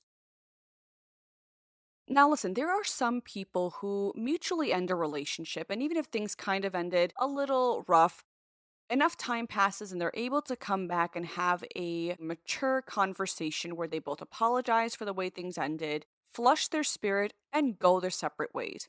That can happen. But if you're broken, you're not one of those people. So don't delude yourself into thinking that you are, especially if you were in a toxic relationship. You have no reason to be sitting down flushing your spirit with your ex. You can live in denial or you can look for truth. The way to get out of denial is by asking yourself those questions. Ask yourself why, how, and evaluate love, real love. And then when the question comes up, should I contact my ex? Ask yourself what you want from this. What are you hoping to gain? When you end that call, what are you hoping to have achieved by the end of it? When you send out that text, what are you hoping the response is going to be? When you meet them up, what are you hoping to drive home feeling? You got to be aware. Now, sometimes what clouds this awareness, especially if you were in a toxic, abusive relationship, is the obsession, which leads to the number 3 question I need you to ask yourself when you consider contacting your ex or replying to your ex. And that is, am I obsessed? Now, I'm not talking about a sleeping with the enemy kind of obsession, okay? I'm talking about an addiction you have to your dependency on your ex. Many of us who have experienced toxic relationships become addicted to the feeling of pain, happiness, destruction, rejection, judgment, and the way they valued you. You feel like you need to have them in your life and need to have them close, even if everything is telling you to run, because you don't know what you are or who you are without them. This was one of the reasons why I stayed in a toxic relationship for almost 3 years, but also why I always wanted to contact my ex and why I would always respond when he contacted me. He was literally the first thing I thought about in the morning, every single minute of the day, and before I closed my eyes to go to sleep. He was on my mind in everything I did, and every part of my day, and every song I heard, and every moment he was there. No matter how much I wanted to get him out of my mind, he had planted himself so deeply in there, not only through memories, but through his words, the beliefs he had of me that I had inherited in my own mind and started believing.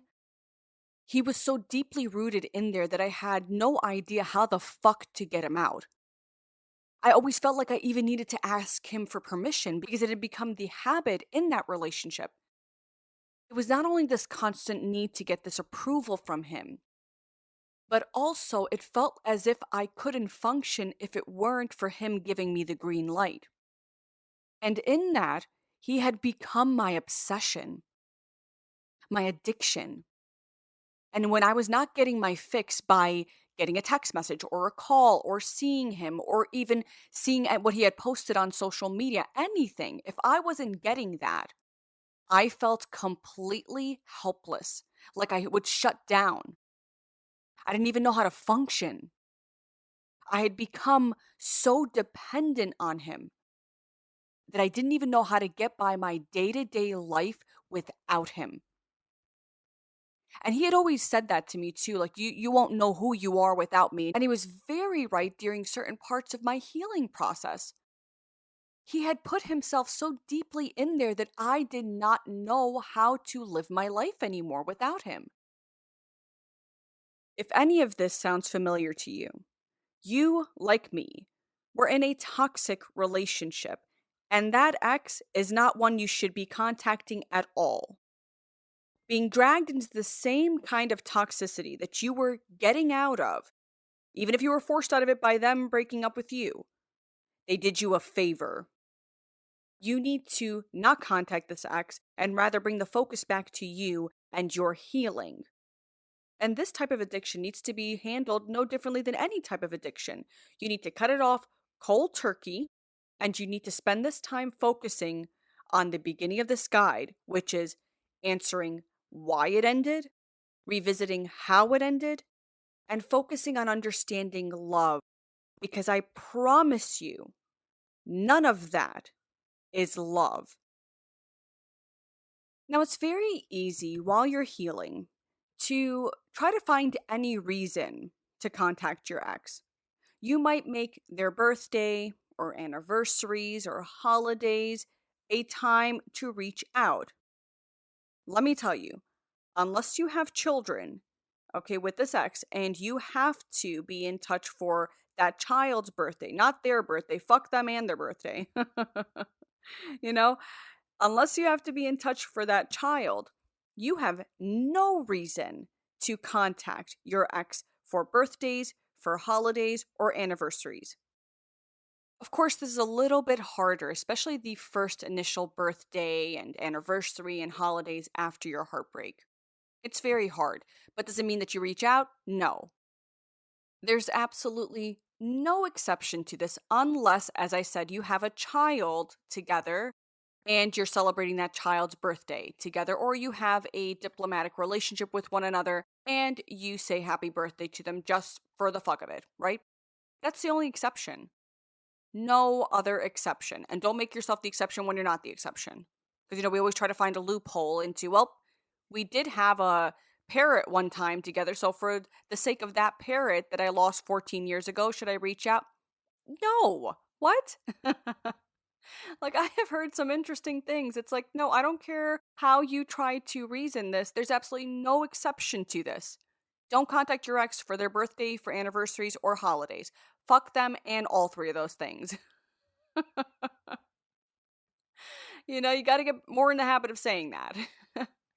Now, here's the thing, anniversaries and holidays become very difficult because, especially during Christmas and you have all those fucking holiday movies that are so romantic and all you want to do is contact your ex, even if they're a fucking plague. It becomes very difficult to stick to your no contact rule, right? But you have to. You have to. There's no part of this From Broken to Fabulous journey that's easy. It's hard to fix broken, but you have to do it. This is why awareness is so important. Being aware of what you're contacting, why? What are you hoping to get from this? Do you even really want this person in your life? It's the only way to break this addiction. And what's going to help you with that is your cons list and that closure letter. These two things will help you a great deal. but only if you want it to help you. If you want to live perpetually in denial, this is not the guide for you. You just fucking wasted your money, and that's really unfortunate because there's no refunds. You know? So you might want to do the work so you get your money's worth here, honey, you know? You really might. It's for your benefit. Get your answers. So no matter how much that itch comes, that you want to contact them for birthdays, either their birthday or yours, your anniversary, celebrations, or holidays, you'll get your answer on why you shouldn't do it and slap your own fucking wrist. All right? Or chain your ass home so you don't go fucking meet them. Bring the focus back to you. For anniversaries, what you can do is use the day to create new memories. As far as anniversaries and holidays are concerned, these are the times you need to use that day to create new memories. Do something fun, do something different with your friends, your family. If you don't have anybody to celebrate it with, do it with your own fucking self. You're going to have to get used to spending time alone anyway. Create new memories. Does it mean you're going to forget the times you spent with your ex? No. You're not a fucking robot. You can't erase and reboot and everything's gone. No. But in time, it'll get easier. In time, it won't matter as much. It won't hurt as much. It'll just be a memory that lives on with new and better ones. I'm not saying any of this is easy, okay? But this is your fucking reality now, whether you want it to be or not. This is your reality. And you need to be moving forward, not contacting your ex, which is only going to make you go backwards. Now, let's try to make reaching out a little bit harder, okay? Right now, I want you to go to your ex's number and I want you to click block. There you go. Signed, sealed, delivered. Goodbye, fuck. You know, real quick. I know that's so much easier said than done. Probably gonna unblock it a little bit later, but at some point, it's gonna stick. This person's not in your life anymore. So get them the fuck out. Cut any way that they can contact you and make it a little bit harder for you to contact them. And if you need even more help, change their name to You Deserve Better. And you know your ass does. You know you fucking deserve better. All you gotta do is look at your cons list and read that closure letter to know you fucking deserve better. So change their name to You Deserve Better. That way, when you go into your phone in an attempt to contact this person, you're going to see that it says, You deserve better. And somewhere in that heartbreak mind of yours, you're going to be reminded that you, in fact, deserve better. And maybe then you'll think twice before you contact your ex. And this no contacting your ex rule, it extends to their friends and family. Okay, it really does.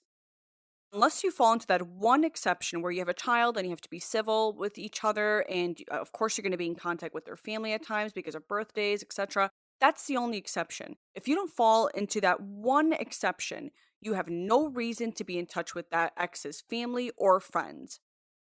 Their family and friends are only going to tie you to that past. I don't care what the fuck your relationship is like with them, and if they're different from your ex, who gives a shit? That's their friends and their family. They are loyal to them. Period. I don't care how much they look like they're not, they are loyal to your ex, which makes them public enemy number one. That's it. No exception to this whatsoever. Period. Okay?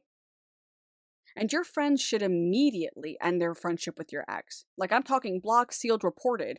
They're gone. All right, goodbye. It's called loyalty. Period. This person broke you. Any real friend wouldn't stay in touch, follow on social, nothing. You're done, they're done. Loyalty. Period. Now, speaking of social media, you might wonder what to do in that respect, considering how social media, Instagram, Facebook, Snapchat, to name a few, are great avenues to contact or to be contacted by your ex. So, how do you handle those platforms? Well, you handle it no differently than you do their telephone number. You block them. You block them on Snap, you block them on Facebook, you block them on Instagram, you block them on everything. But here's why I found social media blocking to be as hard for my clients as it was for myself. And that's because you want to know what your ex is doing. You want to see where they're going, who they're hanging out with, but also you want them to see your life and see how great you're doing and the big facade you're putting on there. That's why. But what you don't see, and this is all normal, okay? But it's not productive to your healing. It doesn't move you forward, it keeps you stagnant. And you're supposed to be moving forward, right?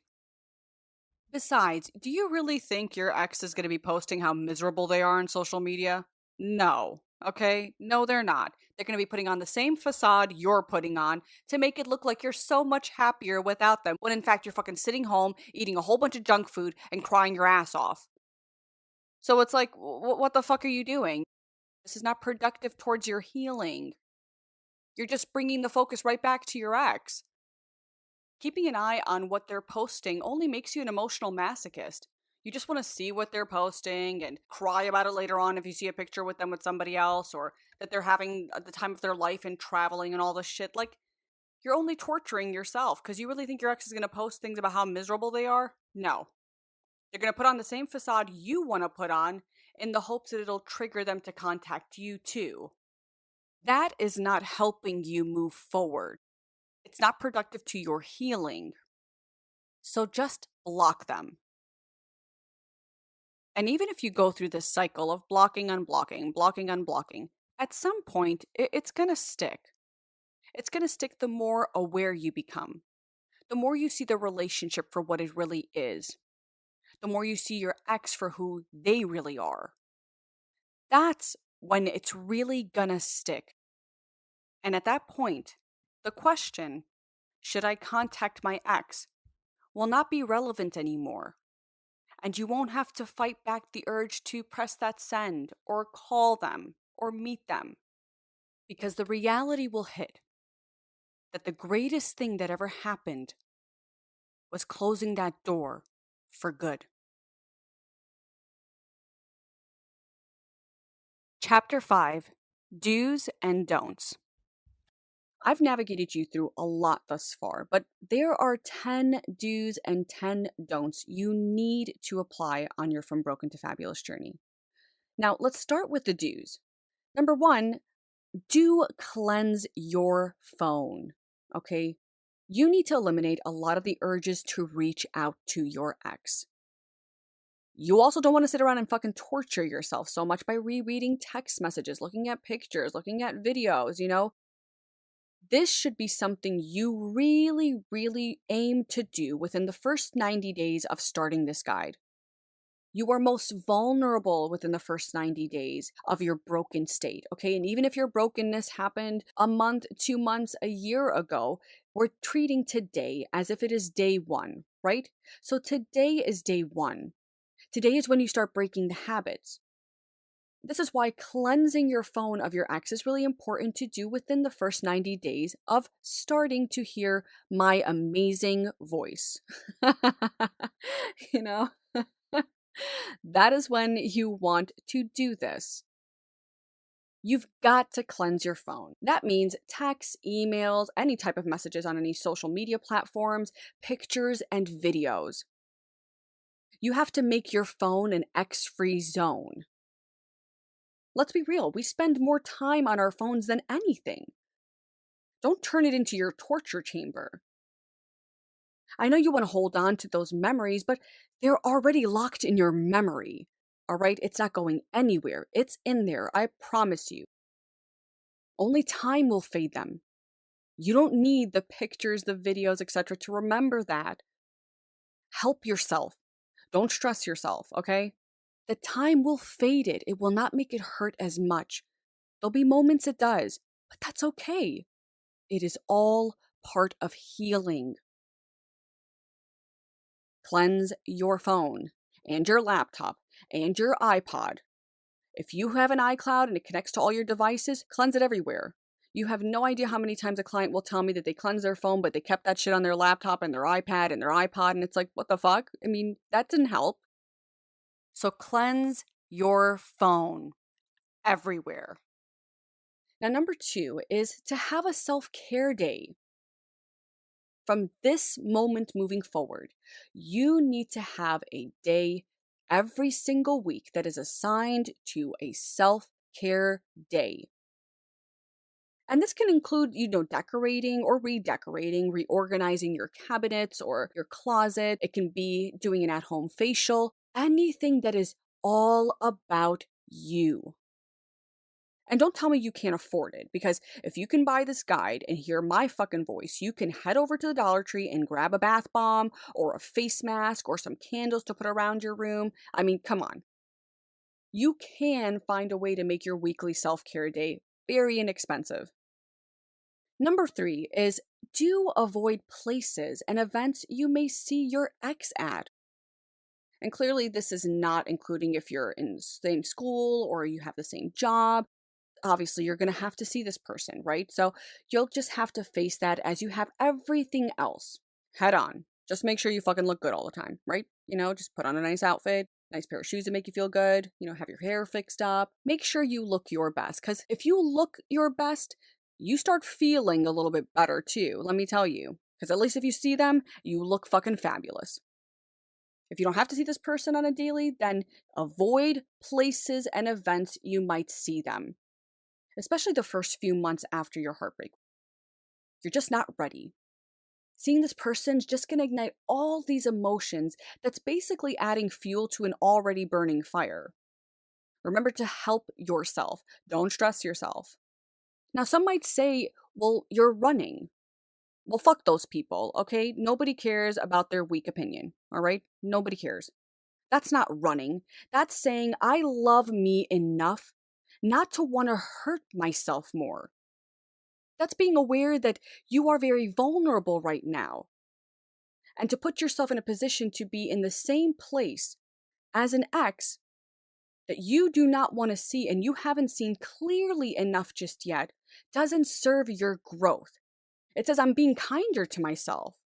It says I'm being more aware of myself and understanding that I'm not ready to face my ex, the same ex that broke you. It says I'm hurting enough already. I need time. You're not running. You're just giving yourself some time until you're ready. And I can promise you that the first 90 days from starting this guide, you're not ready. Now, you may not be able to avoid it, okay? Let's be real. Sometimes an ex just pops up like a bad dream when you're not even expecting this, okay? That may happen, but don't go searching for it. You need to be focusing this time to your healing, all right? That's what you need to be focusing on. No distractions. And your ex equals distraction. The number 4 do on your list is go back to black. And by that I mean go into your closet, take out all your fucking colored clothes, get them into a box, put them away, and just wear black. And I know a lot of you are already thinking, oh, of course, the person that's nicknamed the Lady in Black is going to tell everyone to go wear black. Fuck yeah, 100%. Hello.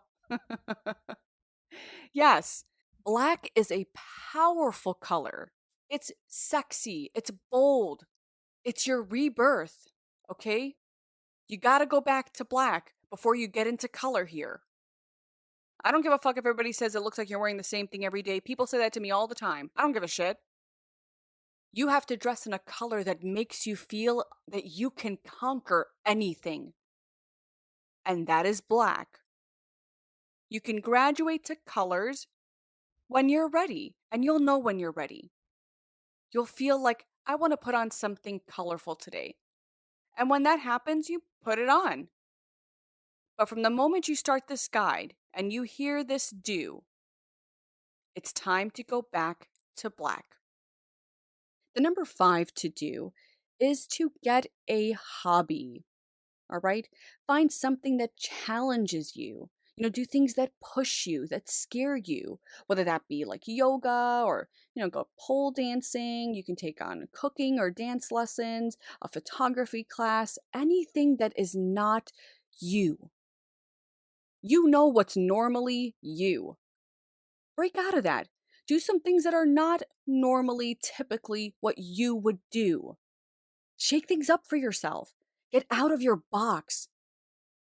This might even be a hobby that finds you aligned with your true passion, your mission, or purpose.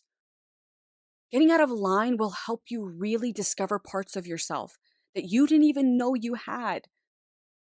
Get a hobby. Do something different. You have a lot of time to fill in your new routine. Fill it with things that make you grow. Fill it with things that challenge you, push you to do new things. That's how you're going to discover new parts of yourself. That's how you'll discover more of who you are. It'll also give you something to post on your number 6 do, which is introduce your 2.0 to social media. The 2.0 you is somebody who's not going to be posting for your ex or his friends or his family or with any intention to trigger a response from them or anything. It is focusing solely on you, yourself, and, well, you. It's all about you. This reconnection is about posting your new hobbies, sharing a quote about your heartbreak recovery, posting a caption to show how hard it is, sharing your hard truth as you're learning it, sharing your vulnerabilities. Do you know how hard it was for me to be on social media crying, showing people how much I was hurting, knowing very well that my ex was sitting there watching, laughing, getting entertained by the fact that I was talking about how much I missed him, how much I was hurting, how hard it was to recover, how hard it was when the night fell and all that came to me were memories and memories and memories. I was sharing all of that, but I saw the strength it took in sharing my vulnerabilities because it wasn't me sharing in the hopes of having any reaction or any response from him, but rather bringing the focus back to me and being unafraid to say, I'm hurting, but I'm going to make it through this. And anybody else who's hurting, I want you to know you're not alone. There's power in your pain. So share it. Now, I'm not asking you to go on there and start crying or all of this, no. But rather, the new 2.0 you embarking into social media means no facade. No posting a night out with your friends dressed really fucking great so that your ex can get jealous and feel like, oh my God, they're living without me. I need to contact them. No. This is all about you. Sharing your hobbies, sharing your day to day, and not being afraid that if you're not having a great day, sharing that. Not withholding that because you don't want your ex to think you're hurting or you don't want them to think you're missing them. This is not about that. Because in censoring yourself, because you don't want to seem a certain way to your ex, you're only bringing the focus back to your ex. The 2.0 you is not about your ex, it's about you. So make your social media platform about you, about your truth, about your vulnerabilities, about your strength, about your pain, and being fearless enough to share all of that. Because I promise you, somebody out there is going to get inspired by seeing you go from broken to fabulous and being unafraid to share that journey publicly with your world and the greater world. And guess what? In doing so, you win. What helps you a lot through this is number 7, spending time with friends and family. The two play a very important part of helping you heal. But that's also spending time with true friends and family. Ones that love you, that want the best for you, that lift you up. You should, after hearing me ramble for hours, have a better idea of what love is so you'll know the true friends and family. If you still need some help with this, I want you to pull out your journal and make two lists. One is a list that is for family and friends who fill you, and the other is a list for family and friends who drain you. Family and friends who fill you are ones that make you feel accepted. They respect your opinion, who you are. They don't judge you. They don't try to make you feel bad about yourself. You don't have to put a facade on to be around them. They just accept you for you. They uplift you. They want to see you happy. They want to see you smile. They want to see the best for you. Family and friends who drain you simply don't. They're judgmental, they're negative, they're just overall toxic. Pay attention to how you feel around them, and then spend more time with the people who fill you more than those that drain you. And don't try to tell yourself that it's impossible to do that because you live at home with many of the family who drain you, because that is not true. That's you being in denial because you don't want to face the reality that you are very able to do this. You can do that. You don't have to spend one-on-one time with family or friends who drain you. I don't give a fuck if you live with them or not. If you have to be at a family event, you're at a family event. Doesn't mean you can't set boundaries. And if you don't want to go to that family event, then you don't go to that family event. I don't give a fuck who tries to tell you have to be there. If you love you enough and you understand love enough, then you're going to demand those boundaries are respected by setting them yourself. You have to do it. You want respect, you have to give respect to yourself. You don't want to be around people who drain you, you're going to set boundaries until they learn to respect it. And if they don't learn to respect it, then they don't have any part in your life. And if they love you enough, they're going to start respecting those boundaries you set and change the way that they are around you. And many times they go from family members and friends who drain you to those who fill you, but only when you set boundaries enough because you respect and love you more than you do them. If you have friends and family like that fill you, spend time with them. They will help you simply by just being there. Let them help remind you of your life outside of this hurt. If you don't have anybody to spend time with, well, then you're going to have to do this alone.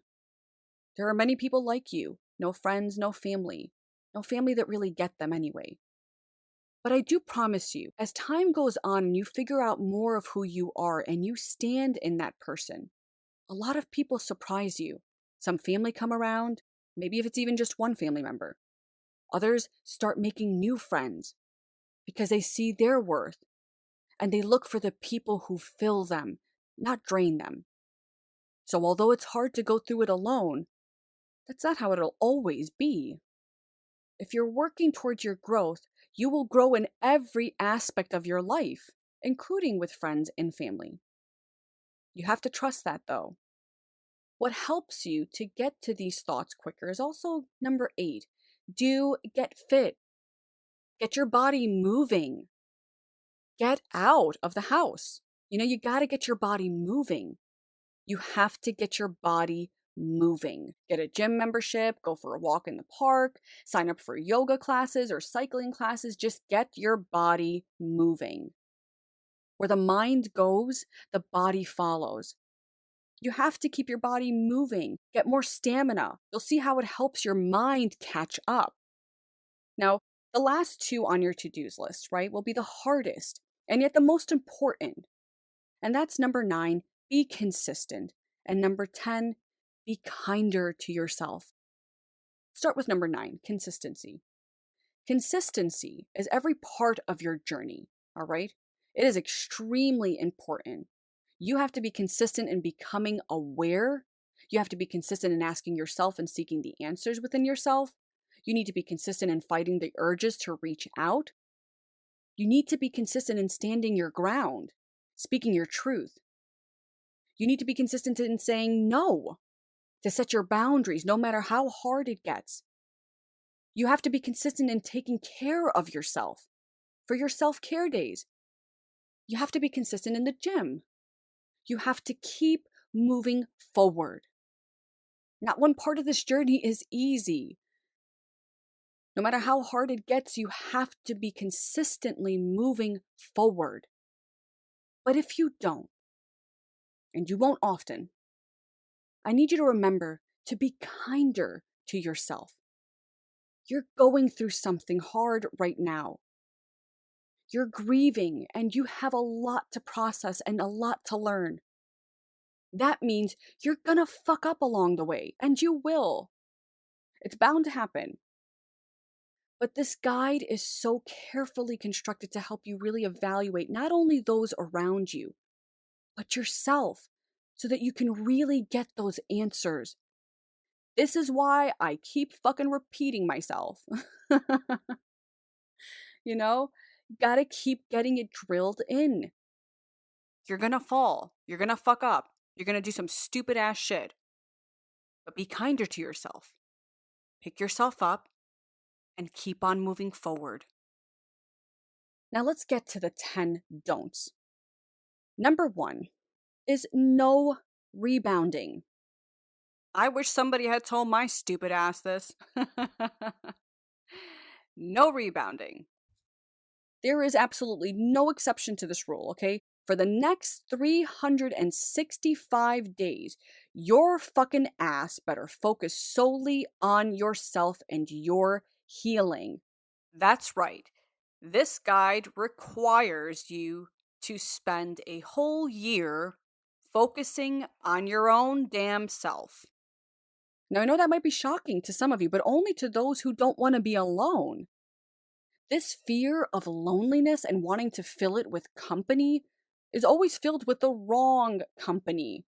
The fear of loneliness and wanting to fill it with company, many times the wrong company, just so you don't have to be alone, is exactly the reason you were broken in the first place. If you've never really been single, you definitely have to implement my 365-day no dating rule. You're healing from being broken. You're not ready to fucking get into a relationship. And don't delude yourself and think that you are, because you're not. You're only doing it because you want to fill that loneliness or to get your ex jealous, which is again putting the focus on your ex, which you shouldn't be doing. The focus is supposed to be on you. You're not ready to date anybody because you're already dating somebody, yourself. You need to date yourself first. Dating you will help you really learn more about who you are, what makes you happy, what your passions are, what your dreams are. Relationships are distractions. Removing the distraction for 1 year will help you really understand who you are. See how much more you'll understand yourself and understand your boundaries more for your next relationship. If you invested time in trying to make a failing relationship work, why the fuck would you not invest the time in yourself? Don't rebound. That will not help you. Now, as you're focusing on yourself, it's easy to want to talk to everybody about what you're going through because you just want an avenue, you're lonely, or just feel overwhelmed with all these thoughts and you want to flush it out, right? But unfortunately, the number 2 don't on your list is don't share your heartbreak with everybody. Not everybody has earned your pain. Many might sit around and judge you for it or make you second guess your decisions or try to give you their 2 cents, which does not help you grow forward, but rather take you backwards. You want to know who to share it with? Look at your list. The people who fill you, the people who drain you. Share it only with those who fill you, who want the best for you, who will actually listen. Not judge, listen. You especially don't want to turn to the number 3 don't on your list, which is don't contact your ex. Like, do I really need to say this more times? Don't do it. That's it. Number 4. That's really it. We're going to move on to number 4. That's it. Don't contact your ex. I feel like I need to say this several times because I wish somebody had slapped me in the face a couple of times with that. Just don't fucking do it, girlfriend. You're going to regret it. But that didn't happen. That's okay, though. I'm going to tell you not to do it. Don't do it. Get it out of your mind. I'm serious. Stop thinking about it. Stop, really. Number 4, Don't store away anything from your past. We already talked about cleansing your phone and pictures and things, but you also have to purge your room, your space of your ex. That means teddy bears, sweaters, jewelry, all that shit. Take it over to the nearest park where you have an available grill, all right? Put it all on the grill and set that shit on fire. I'm not kidding. Fire is very cleansing. Put it all in there. Make sure it's legal. You're not going to get fucking arrested for this shit. Put it in there. Have a bonfire. Bring some marshmallows with you. You want to bring a little bottle of bubbly if you have a designated driver. Do that shit. Make a party out of it. Cleanse it. Get it out. You don't want it in your room. Do not make your room a sanctuary for your ex. You gotta get it out of your house. I'm sorry it took me so long to do that. I just didn't know how important it was to really purge it all out of my house and my space. So there was always a memory in some corner, in some box, in something. Don't do that to yourself. Get it out. Lighty light, light, you know? Light that shit on fire. I promise you're going to feel so much better after. So grab a match and set that shit on fire. Now, the number 5 don't is don't sit in solitude. This means don't isolate yourself in the pain of it all. Get out. Use getting fit to be the reason you get out. Do something. It's easy to wallow away in the sadness, okay, forever. But you can't do that. You have a life outside of this hurt. Go find it. It's okay to be alone, which we'll talk more about later. But it's another thing to become a closed-off hermit living at the top of Machu Picchu. What the fuck are you doing up there? Are you ever going to come down? You gotta get out. You gotta get out of there, you know? I mean, I'm sure the view is amazing, but don't sit in solitary confinement. And number 6, we'll go deeper into that, which is don't neglect your mind, body, and spirit. And there are 2 ways you can do this that I suggest to every client who, when I first tell them this, tells me to go fuck myself, which I'm like, geez Louise, calm down there. But they eventually come around, and that is yoga and meditation. Those 2 things tackle your mind, body, and spirit. It allows you to practice mindfulness, being present. Yoga and meditation will help you still your mind, quiet your thoughts. Not in the beginning, of course, because silence will only make your thoughts rush even further. All the memories come back, everything. But in time, it will get easier. And remember, everything is about moving forward. Practice makes perfect. You're going to fall. Pick yourself up. And don't say you can't fucking afford it because YouTube offers you a great many body scans and practicing meditation. So don't say you can't afford it. YouTube's free. If you have a Wi-Fi connection, then you can fucking get over there. If you'd rather do something in person, there's a great many places you can find something that'll offer discounted yoga classes, practicing with meditation. Groupon is a very good tool to look up. It'll help you find anything in your area that is inexpensive, offering these types of discounts that'll help you get into monthly programs. So if you could find something outside, great. If you can't, YouTube's a great avenue. 0 excuses. Your number 7 don't is don't force forgiveness. Forgiveness, like any part of your healing, takes time. It doesn't happen right away. The only one who can forgive readily is God, because God can see a person's intentions and God is all wise, all knowing, all forgiving. And so he forgives. I don't believe that that is something that is logical nor fair to a human being. Human beings have emotions, and we have to naturally process those emotions. So, forgiveness is a process, and it is also something you get to only in time when you allow yourself to feel, to heal. This doesn't mean that you shouldn't be working towards forgiveness. Absolutely, you should. You don't want to become a bitter, cynical person. You'll have a time to be like that, and that's normal and understandable, but you don't want to live perpetually in that mindset or in those emotions and feelings. No.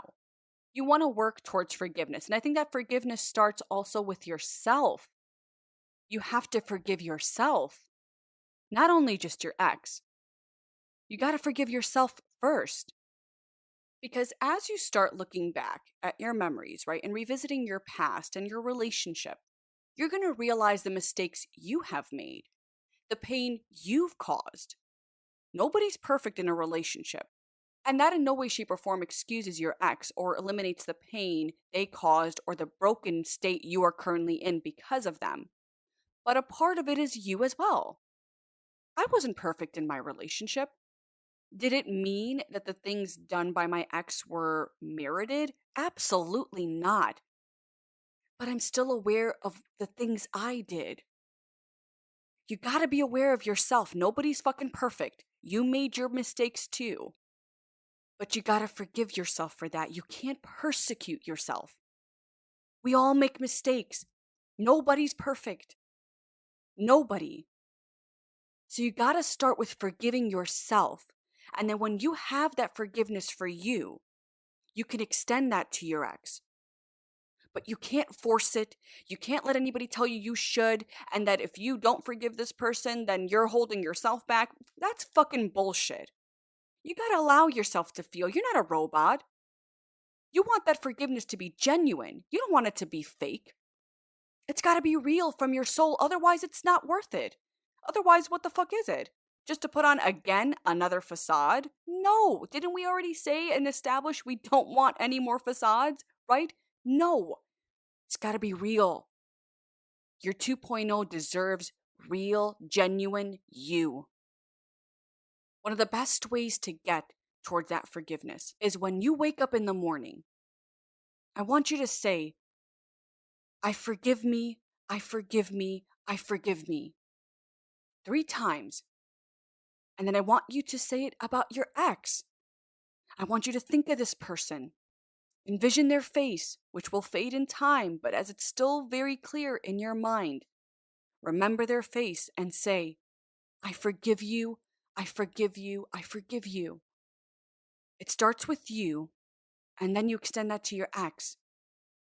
And in time, you'll mean it. You won't mean it initially, but in time, you'll mean it. And you'll know you mean it because it'll hurt less. You won't cry anymore about it. You won't feel broken anymore about it when you say it. You'll just feel like this huge release. But for now, feel to heal and don't force anything you don't feel genuinely in your heart. As you're working towards forgiveness, you might feel so much anger that leads you to wanting revenge, which is your number 8 don't. Don't fight revenge. Now, I know you're probably thinking that this don'ts list is starting to sound a little bit like The Godfather here. And that's okay because it's all about how you channel these feelings. It really is. How do you channel these emotions? Revenge is a very understandable want when you have been wronged, when someone has hurt you, brought you pain. It is fucking understandable that you would want to take revenge against this person or people, places, community. It's understandable. But again, it's about how you channel it. What do you do with that want for revenge? Well, some people will go out and get what is called a revenge body, right? Look their best, show their ex what they will never have again, what somebody else is going to be able to enjoy, and haha, good. That's a great thing. I'm all for working on yourself externally and internally. Great. That's great. But I'm also for working on making your 2.0 the most successful version of you that you have ever seen and anybody else has ever seen, including your fucking ex. Use that energy to really get consistent with this guide in order to build that 2.0 you that'll really, really fucking help you get the revenge you want. Success. Finding yourself and loving that person is your greatest revenge. I promise you. I promise you. Look at me today. Who's laughing now? No? Who the fuck is laughing now? The success you're going to get, the revenge you're going to get, isn't finding yourself. That's where you win. So you gotta channel all of the emotions that come with revenge into building the better 2.0 you. The number 9 don't on your list is don't make excuses. All right, don't make excuses for why you can't do this or you can't do that, why you don't feel right taking revenge or why you don't feel right not forgiving this person. Just stop. Just stop. Just allow yourself to fucking be a human being right now. Don't make excuses. Don't make excuses for yourself and don't make excuses for your ex. Don't live in an ocean of regret. You already have enough to process. And you're gonna regret the time you wasted not doing fucking shit to try to better your life, to better yourself, to get out of this broken state. You bought this guide because you don't want to be broken anymore. So you already don't want to keep making excuses. You want some navigation. You want to know how to change shit. Here it is. Here it is. I know sometimes you hurt too much that you just don't want to feel anything anymore. So you'll make excuses why you can't do something, why you can't be this person, why you have to reach out. But you gotta allow yourself to fucking feel through everything, every part of this journey. Don't you understand that the answers are inside of you? Your answers are in your pain. Your answers are in all the things you're making excuses for. Open the fucking door to change. Stop closing it with excuses. Right now, I want you to write in your journal, which you should have open throughout this entire guide, writing down notes. I want you to write down, do more, excuse less. This is what you should tell yourself every single time you want to say excuse after excuse after excuse. Do more, excuse less. Now, the final don't on your list is don't compare your healing to others. We all heal at our own pace, and healing happens in phases. So you gotta go at your own pace, as it is illogical to think that we all heal at the same emotional pace. Just because your friend is healed from their heartbreak only 3 months later and out dating and journeying throughout the world doesn't mean you should be too. There's no race to the finish line here. That's why I could never really reasonably put a timeline to when you'll be fully healed. That's not logical. It takes time. We all go at our own pace. You're gonna have good days and you're gonna have fucking bad days. You'll be happy one day and then all of a sudden a fucking song will come on and it'll take you back to that memory. And just like that, you're right back there. All that pain, all that sadness, all that hurt. And one day you're going to go an hour without thinking about this person, without looking at their social media page, without fucking stalking them. And then you'll cave and you'll pick yourself up, and then a week will pass and you'll realize you haven't looked. And then a week turns into a month. And a month turns into a few months. And then sometime in the day it'll hit you that you haven't thought about this person for a while. And a part of you may even cry a little at that reality. Because that reality says you're moving further and further away from that person, from that past, from that pain, from all of those memories. But you'll also remember that it's because of that you're moving closer to yourself.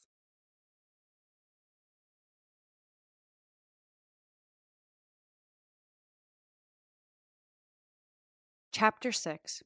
I am fabulous. I am fabulous. Say this right now. I don't care where you are. I am fabulous. As we reach the end of this guide, you may not believe that just yet. And that's okay. That's okay. As you continue moving forward, you will. Discovering you're fabulous, it doesn't mean you're fully healed. It doesn't mean that it doesn't hurt anymore. It doesn't mean you even absolutely know or love who you are just yet. Fabulous is even if I'm broken, I'm still fucking beautiful. I am still worthy of love. I am still worthy of success, of acceptance, of forgiveness.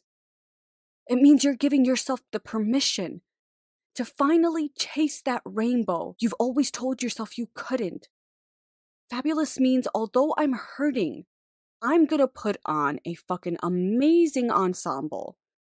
Because why the fuck not? Just because I'm hurting doesn't mean I don't have to look my best. It says courage is hard, but I'll find it. Fabulous means I'm okay spending time alone. I get lonely, but I would rather be alone so I can look beneath the surface of who I am in order to find me again and find real love. Fabulous is I might not have anyone to depend on, so I'll have to depend on myself. And I can, and I will. Fabulous is the willingness to look at your past, at the people around you. It means setting boundaries, even if you look selfish. Fabulous is understanding that you don't need the approval of anyone but yourself. That even if you feel you need that validation, you'd rather dilute that thought down enough to clean that residual shit yourself, rather than let another person tell you how to think, feel, or act. Fabulous is being kinder to yourself. As kind as you are when trying to help give advice to another friend or family member, because you've always been great at helping others more than yourself. Fabulous is eliminating lies and rather facing that reality and doing something life-changing that may even inspire others for good. Fabulous is recognizing that this is a moment of your life, not the entirety of it. Fabulous is knowing damn well that everything I just said is fucking hard and doesn't seem possible, but you do it anyway because somewhere deep down inside, you know it'll help you write a whole new story. A story where you're taking your throne. You're in charge. You can dare to dream and do something amazing. A story where you stand true to yourself. You transform your life.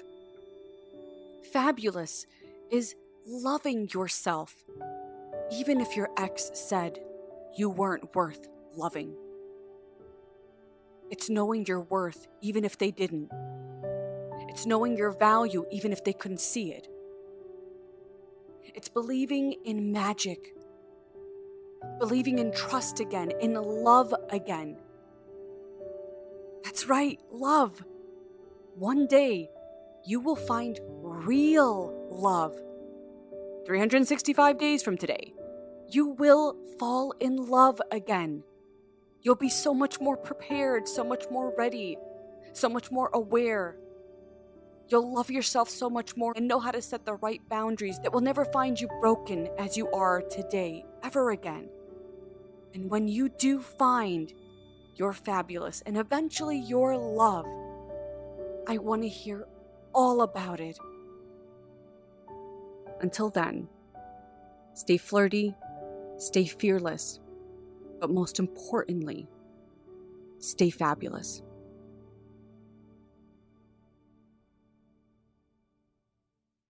Thank you so much for listening to my From Broken to Fabulous guide. It's literally my sincere wish that this guide helps you find even a little more navigation than you had before.